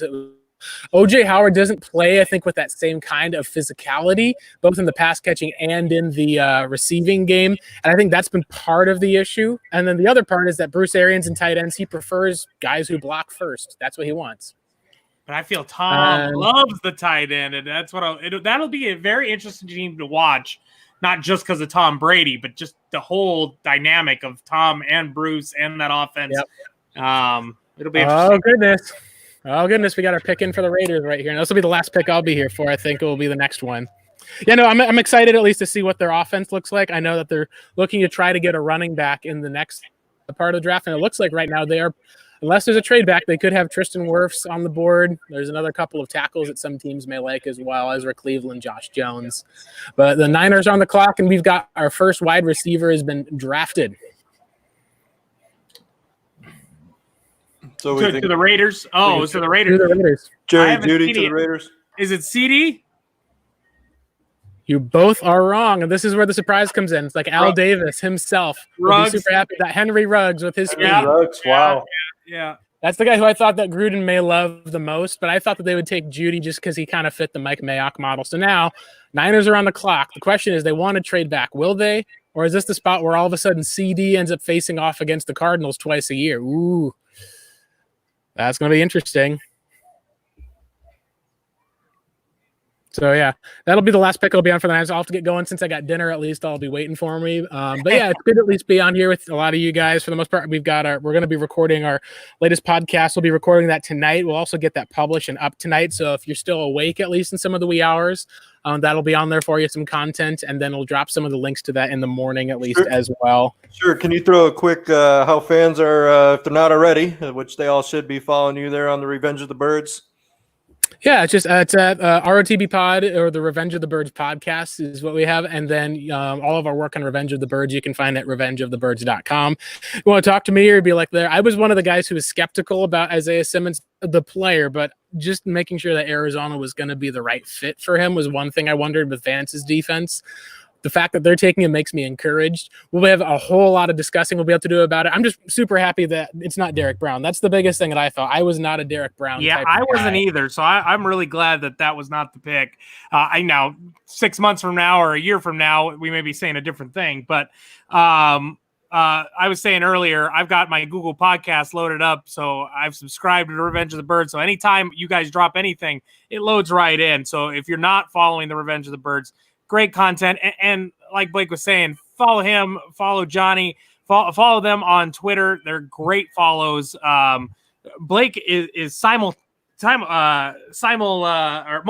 There you go. Yeah, I was going right now. He is tweeting. Yeah. He is giving us analysis, and he's crushing it all the way around. I was having to at least give an update, at least as far as we're trying to find the time for recording. Everyone's like looking at all right, so what do we do? Someone just texted me for that one's like, Vance, you better not screw this up.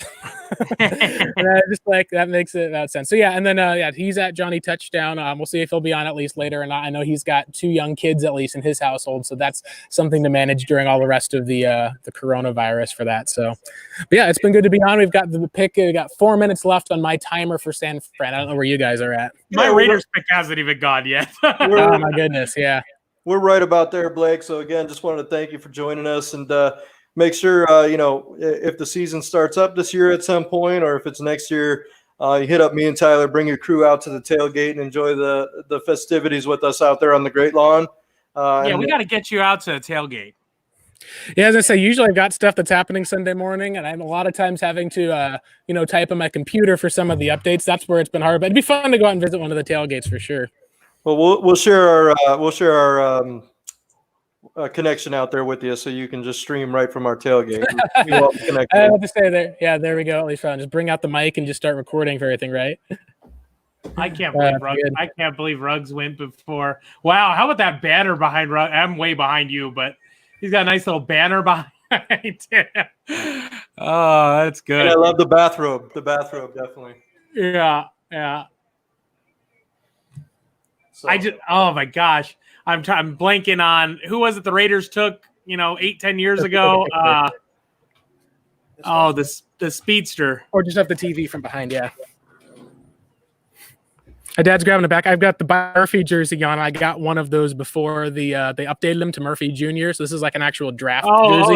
That's perfect. I'm super excited because then I didn't have to, I could get a draft jersey with the name on it back for the 33's blood number. That way, it was something I'd waited for for a long time to get one of those. Yeah, hopefully he sticks around for a very long time. But if he doesn't, you're set. You don't need to buy another jersey ever again. I was going to say, yeah, never buy a jersey ever again. I'm going to just get 3 of his jerseys, let's get some for the whole family. Let's go. There you go. speaking of jerseys, a lot of the conversation in recent weeks. This is how you know everyone's just stuck at home with needing to come up with stuff.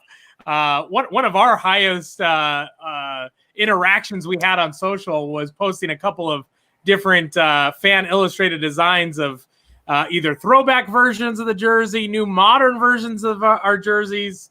That would be the only wrench in your perfect plan of jersey. As I say, I feel like that they're just waiting for Larry Fitzgerald to kind of like to hang it up so that way you can keep a lot of the jerseys incoming. But maybe it's just a spot of, some of it's classic. I'd love to see at least the old school jerseys. Everyone's talked about some of those. That would be really fun. And what do we got here? There it is. Now this will be interesting. We do not have the San Francisco 49ers on the clock. Oh, we do not. Wow. Hopefully. We have a different team, and this is a little bit of a surprise. I've been waiting all night to put that up there, so we finally got it now on the stream. I know, trade alert. We have a trade for that one. That's fun. I get to be here for this one still. So they got Ruggs is interviewing. Buccaneers are right now on the clock. I don't see the Niners picking at 14. What that might mean is that the Buccaneers may be picking at 13 and at 14. Wow. So did the Buccaneers trade up? All in. TV, Tampa Bay is all in. So if that's the case, you gotta be. I mean, you gotta be with Tom Brady. He ain't getting any younger, so you've got to maximize this year. Interesting. So yeah, I'm like Tampa Bay though. They're on the clock. They're there. This will probably be the spot where they would take a tackle, is what everyone believes.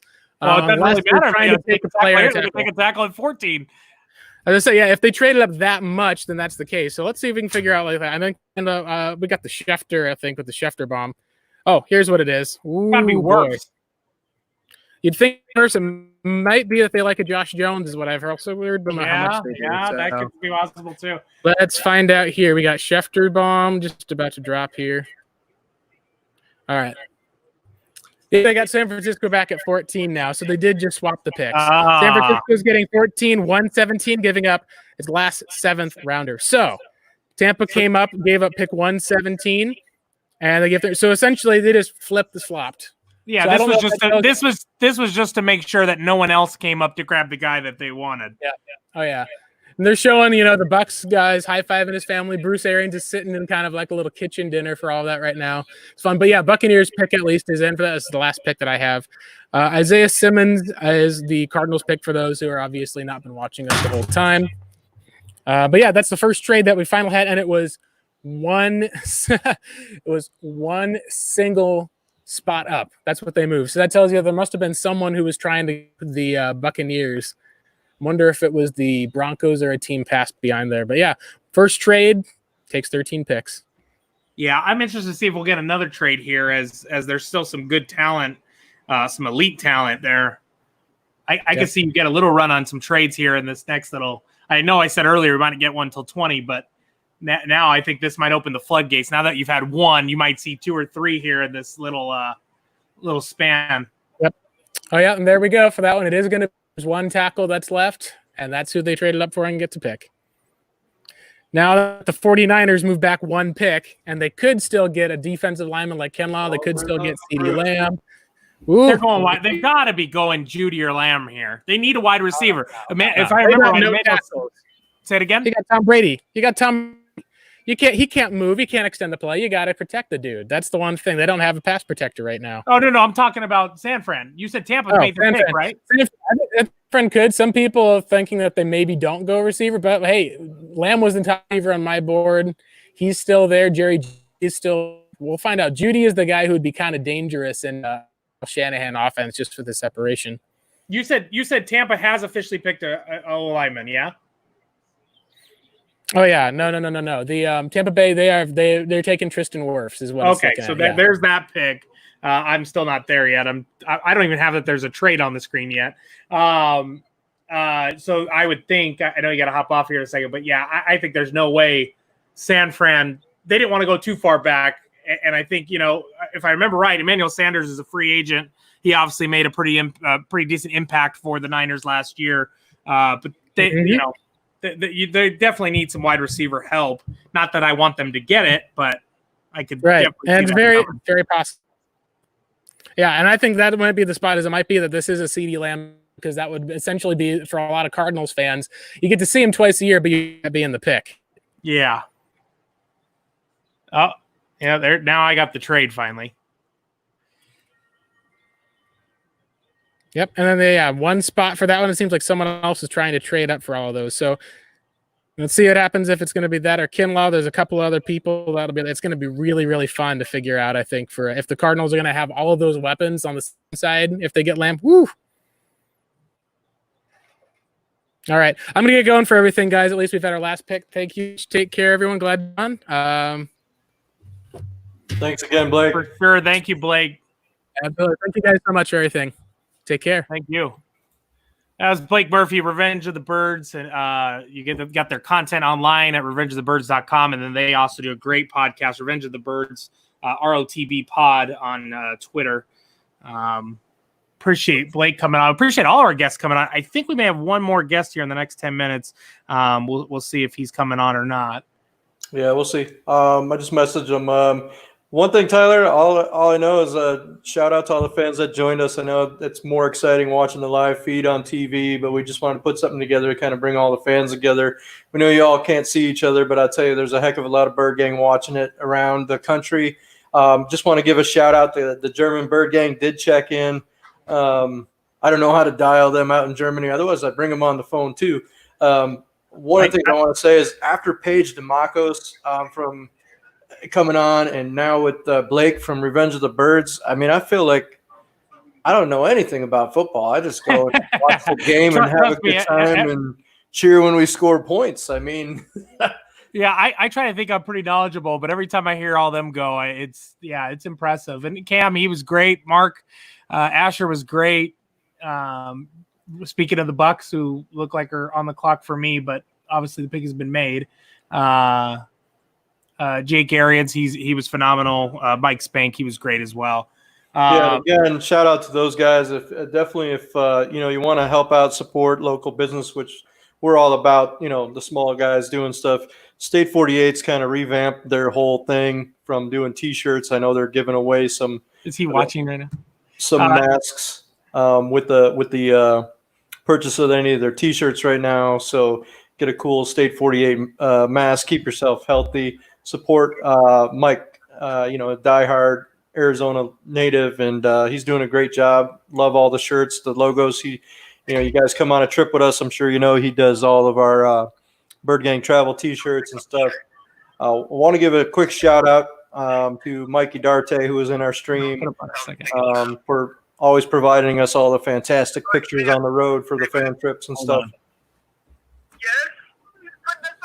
I'm going to bring on Justin and EJ, our tailgate faithful. Oh, yeah, we got a couple tailgaters coming on. All right. They've been hounding me. Justin, how are you feeling about the Isaiah Simmons pick? Oh, man, Tyler. First-time caller, big fan. Long-time listener of the Birdgang Travel Company. First time, long time. Tyler, can you put him on speaker or something? I'm having a hard time hearing him. Love that Simmons pick. Loving what Cliff Kingsbury was wearing tonight. Guy's a stud. I'm feeling great about this team next year. Feeling like we got the playoffs in our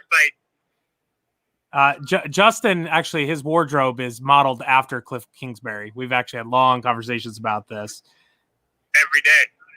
Justin, you guys, where do you guys sit at the stadium? You guys are the end zone faithful. Justin is infamous. Actually, I need to hear it, Justin. I need to hear what do they say on third down?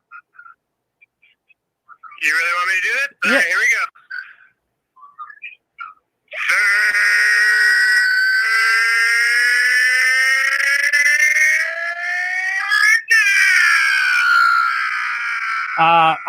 On many road games that we're not on, and that we're at bars watching the Cardinals, Justin's almost got us kicked out of many bars for his third down impression. So that was good in live. Justin, I gotta let you go right now, but I appreciate you coming on. Tyler, we appreciate you. Keep it going. We love Birdgang Travel. Keep it up, buddy. Good times. If anyone else that's on the Facebook chat that wants to come in, Eric, we could patch them in somehow. Well, we can do audio. I can't get them on the video, unfortunately. No. I'm saying like audio, yeah. Yeah.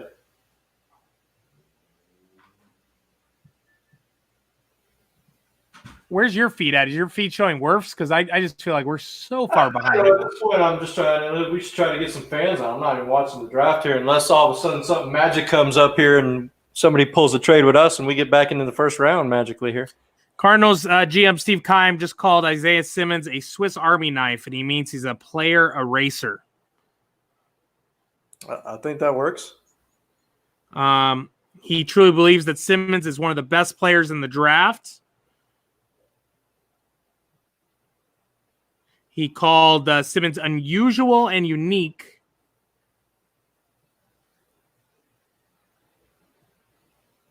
I'm just looking at more tweets that are getting out there. Woody Page grades the Cardinals pick of Simmons an A+.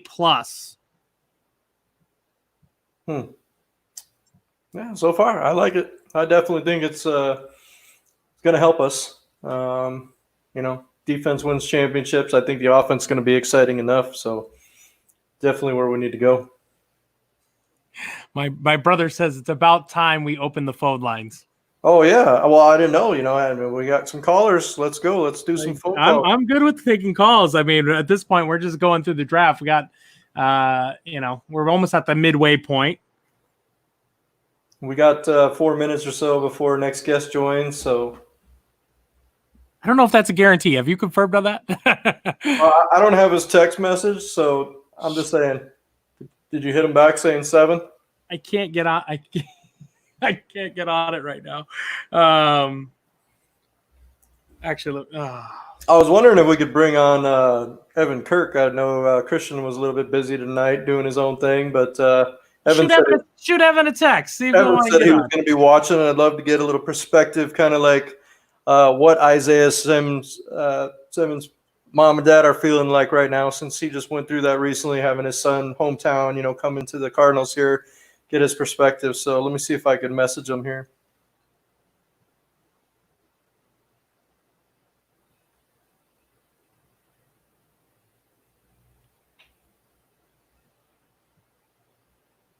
I'm just scrolling through trying to find more content here about.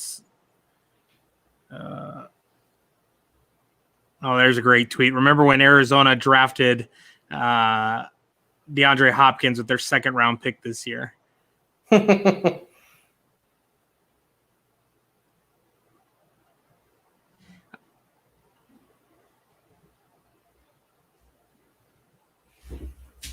right. So what else we got coming up here? A message on Messenger. All Right now, division rival, the 49ers. I'm sure that pick has officially been made, but on my screen, it has not been made.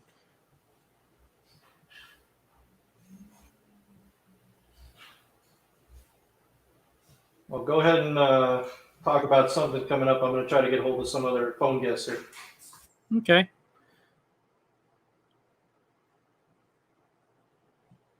Let's here. I'll bring my brother on. Big time Cardinal fan. Always brings some good analysis to the table.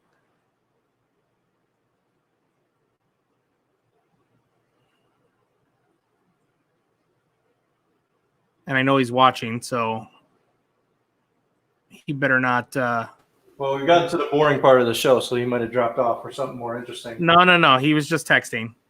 I mean, Superstore is on tonight, I think.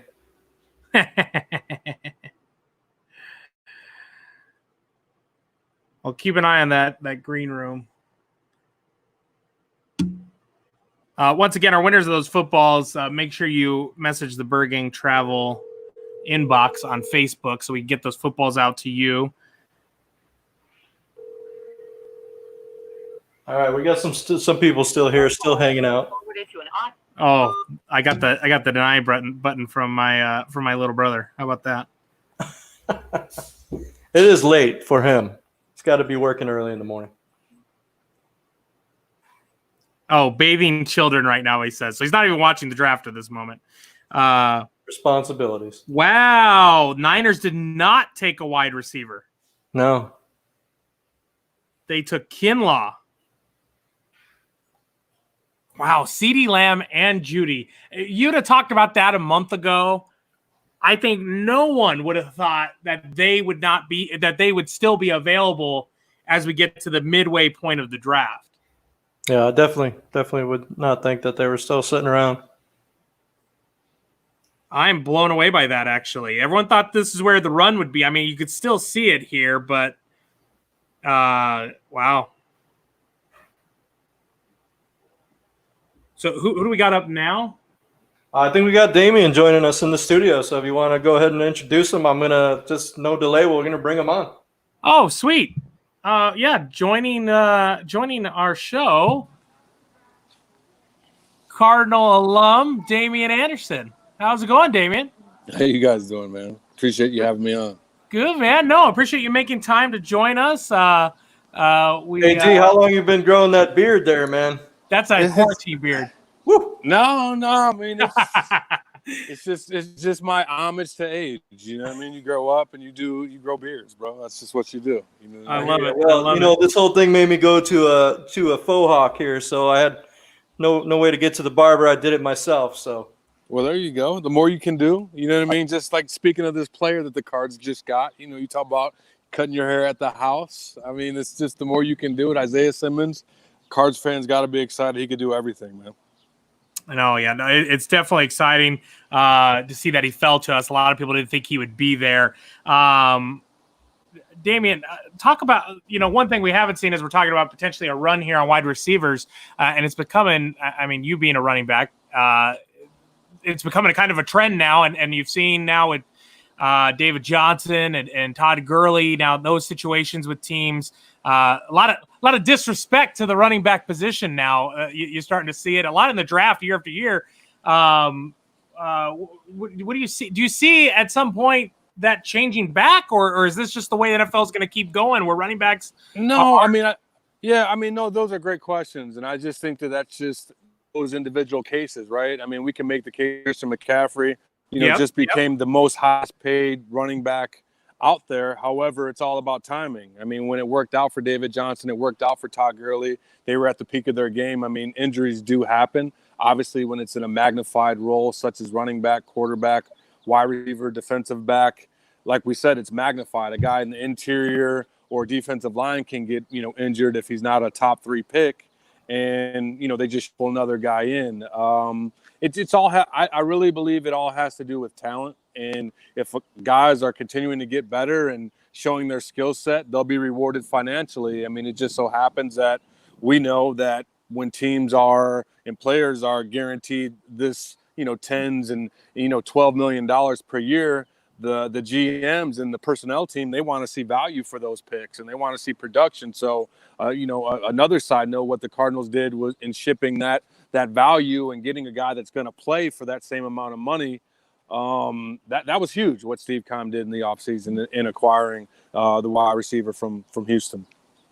Speaking about the Cardinals and running back, how'd you like the move with being able to retain Kenyon Drake? Well, I love the name. My son's name is Drake. Before the rapper, might I add. But no, I mean, what we said, right? It's about timing. Kenyon Drake has been. I loved him in college. Big physical back and can do it all. And he just kind of took that role. I mean, and that's what this game is about. It's about, relationships, coaches feeling comfortable. And for whatever reason, it didn't mesh with David Johnson. I think that we were all spoiled having the success that he did over his career in Cardinals. He really looked like Superman. I remember, my broadcast days watching, him play, and he was just such a talent. But, unfortunately, hopefully it works out. We, lost him as a Cardinal, but you see what Kenyon Drake can do in that quick little sample size that we saw this season. But, this year is going to be big for him because teams have had time to game plan that offense, have had time to, watch film and to game plan, and I'm anxious to see. I think you still think he's a great talent, and having receivers and guys that can take the pressure off you and not put 8-9 people in the box, that's only going to create more opportunities, for Kenyon Drake. And also he could catch the ball in the backfield. So, I just think overall he's a great player.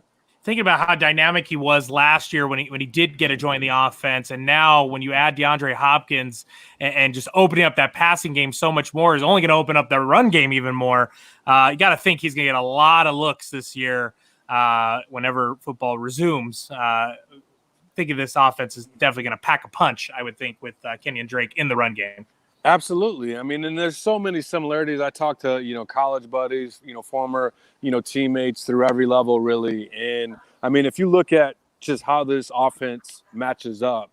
I mean, and it's no poor man's anything. I just call them the younger brother right now because they're young, and they're the younger brother of the Kansas Chiefs, and they create those matchup problems. They have that up tempo. They have a quarterback that's obviously mobile, can create and throw on the run. You know, the similarities between, you know, K1 and Patrick Mahomes. Obviously two totally different quarterbacks, but in terms of their skill set, they do a lot of the same stuff, and the offenses are similar too, creating and throwing guys open. So, and then the running back just complements from that, because not only can he run the ball right, and if he's an effective runner, but he could get involved in the passing game, because if you got DeAndre Hopkins, you got Christian Kirk, you got Larry Fitzgerald, you got so many people to worry about, then you just dink and dunk and screen game to the running back, and then he becomes a viable threat, and then you focus on that, and then we're going right back outside to the perimeter or inside with our wide receivers. So I really like what the Cardinals are doing offensively. Obviously, it's got the Valley excited. I mean, you know, considering the amount of games that they won, but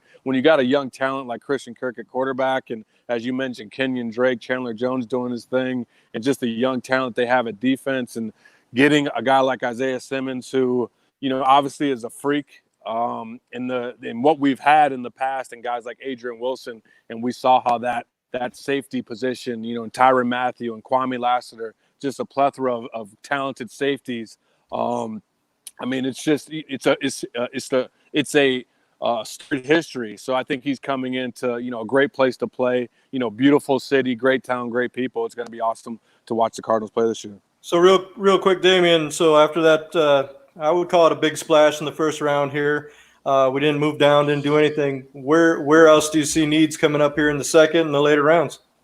I mean, you can't go wrong with, you know, a cornerback, right? I mean, Isaiah Simmons, although he has that position versatility to play all over the field, I think still looking cornerback. I really like tight end is a position. I mean, in years past, I mean, I haven't remembered an effective one for some time now. And I mean, every team that makes it, obviously, we look at the two last teams, right? It's all about parity. It's you know, imitation is the greatest form of respect. But if you look at those two teams in the Super Bowl, they both have stellar tight ends. And I think that although that there wasn't one that was, you know, maybe graded so high in that first round, maybe that third round is a guy that you can get them and add value. And who knows, they have that, you know, relationship with, you know, Tampa Bay. So maybe they could trade for one of their tight ends too. So, I mean, we know it's draft day, right? Anything, or draft couple of days, anything can happen. But I like that tight end, maybe corner.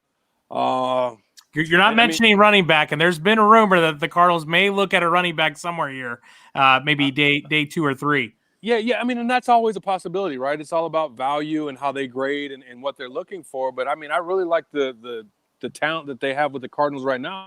We've been talking about Kenyon Drake. I like the Chase kid, Chase Edmonds. I really think he's a really good player.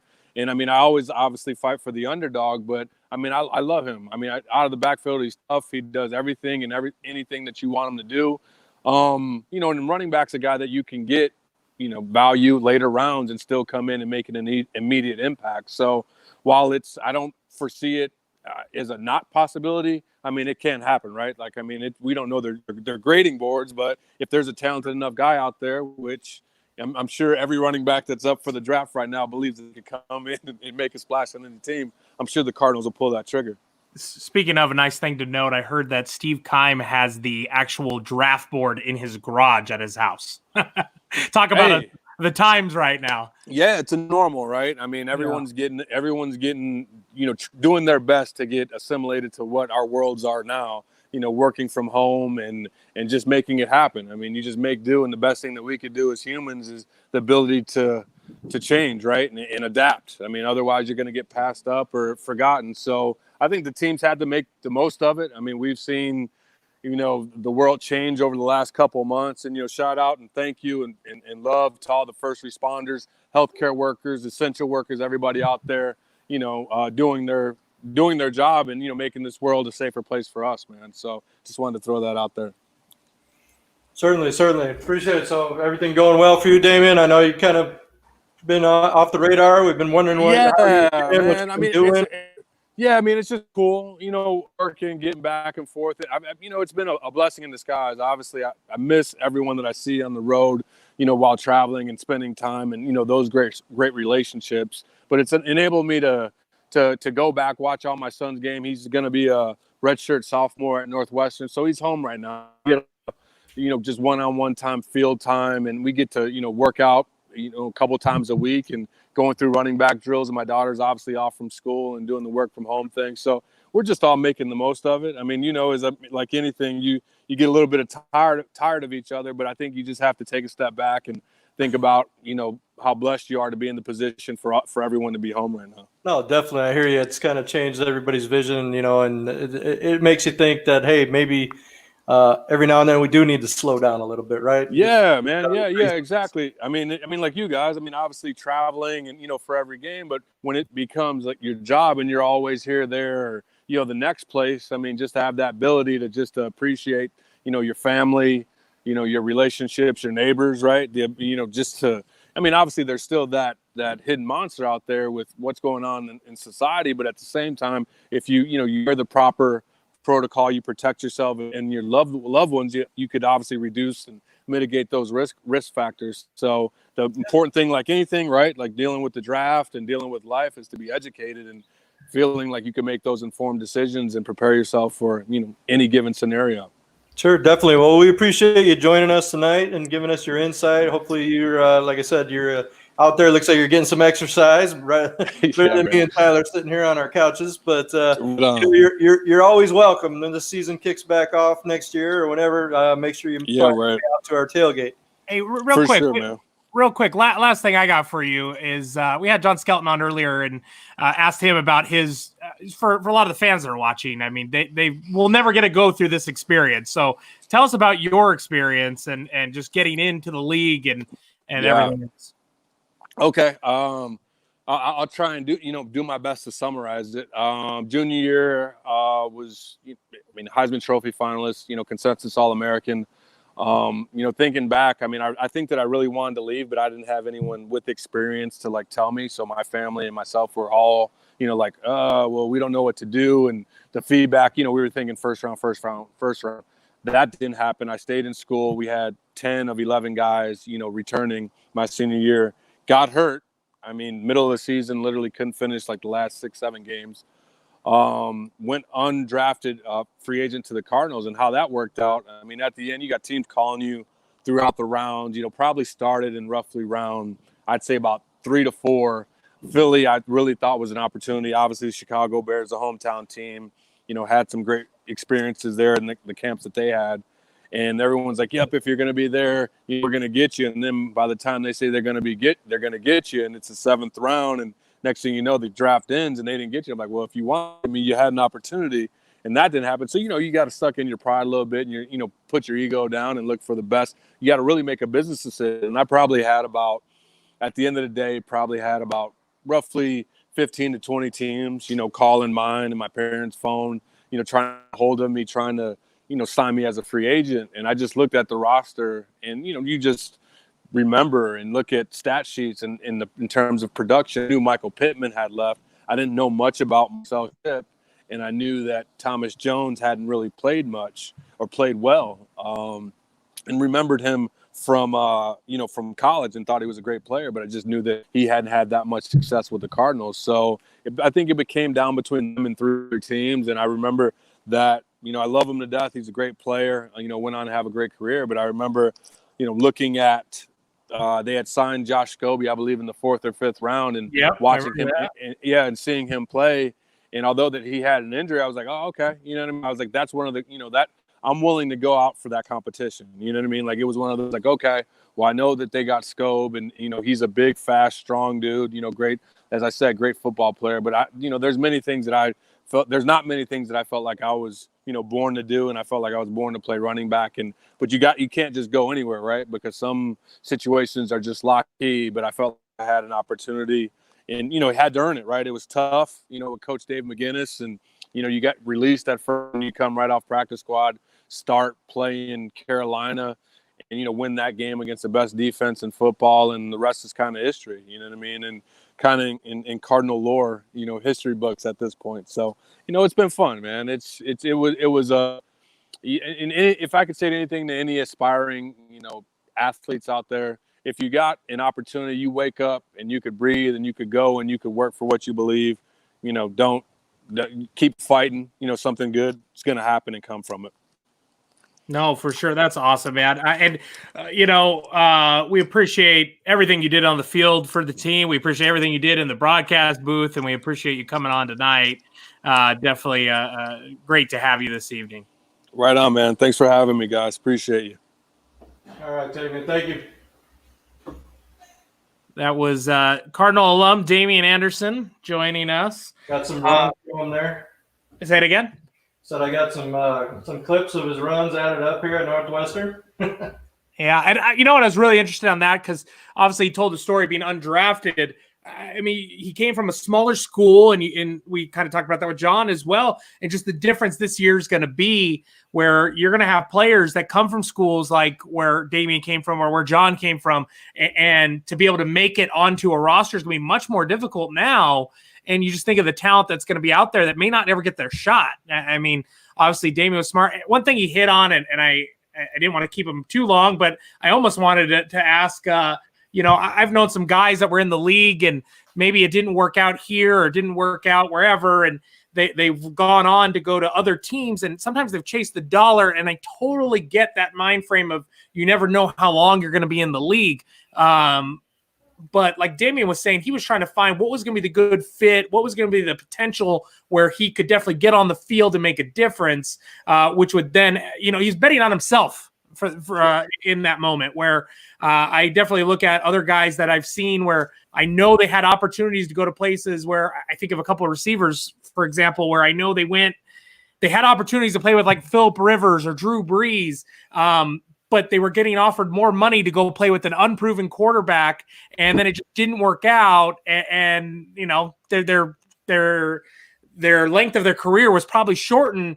I almost think because of circumstance, not necessarily because of talent, because they didn't put themselves in that position. So definitely getting to hear Damian talk about that was very interesting. So.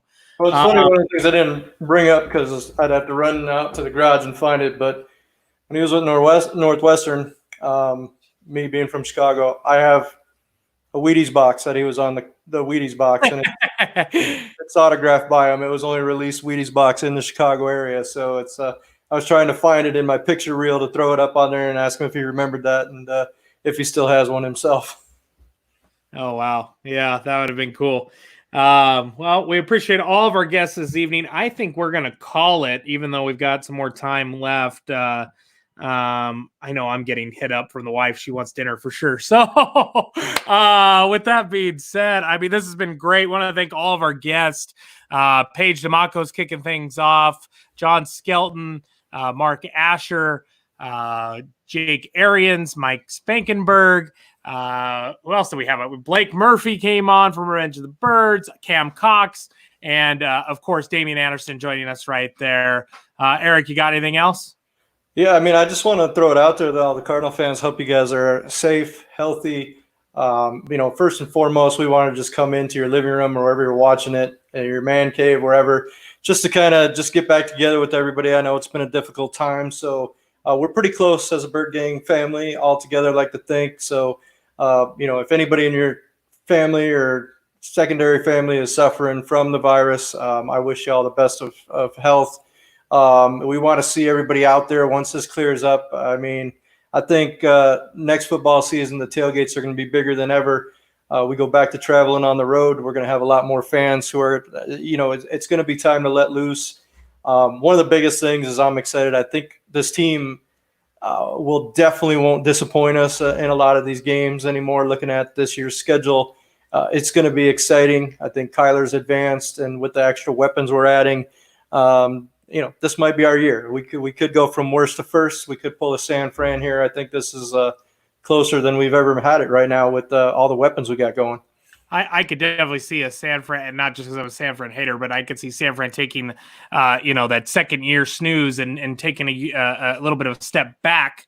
Obviously, Seahawks getting older, phasing players out over the past few years.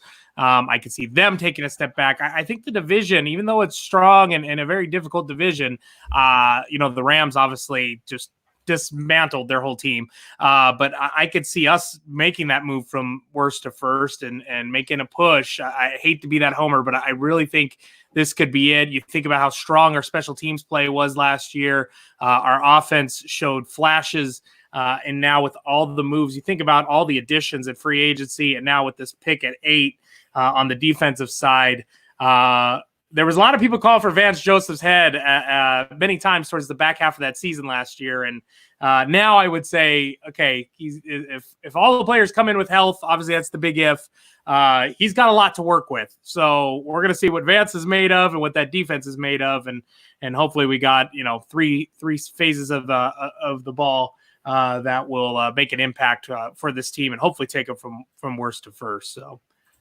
Yeah, no, I definitely agree with you. It's going to be exciting. It's going to be, we don't know what the next couple of months are going to hold. So hopefully we can get back to normal, back to football, and then kind of go from there and see where we're at with everything. Sorry about that. I was just doing an overlay. So, again, everybody stay safe. Thanks for joining us, guys. Hopefully I know some of the audio might have been choppy, but well, and for anyone that joined late, we did record this in case you wanted to see some of those interviews or anything like that. I believe we recorded it, right, Eric?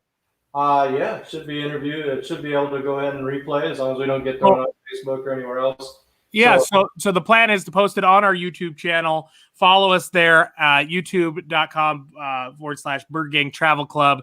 We'll get the video posted on there, so you'll be able to watch this in case you didn't get to see the whole thing and you want to see some of those interviews. Highly recommend some of those interviews, or all the interviews in the 4 o'clock hour. So we appreciate you guys. Now that we have the capability of doing this, we may do some more stuff like this here in the future and hope you will join us. Yeah, we can come a lot more live. And for those that are joining, maybe watching the feed that haven't experienced a road trip, I'm just going to close us out with a little taste of what Birdgang Travel looks like on the road games. And if you see yourself in the video, we appreciate you coming and can't wait till the next 3 or 4 nights of partying on the road and representing in the stands with you guys. So I want you to know my little AC unit that I have right here, it died during that Damian Anderson interview, and I am now instantly sweating. So it is definitely time to wrap up. Okay, well, I hope you got the receipt. You can take that back then. Yeah, right. No, we'll need it throughout the summer when we post more content. But yeah, roll that video. Thanks, guys. We'll see you. Gang. We love you guys.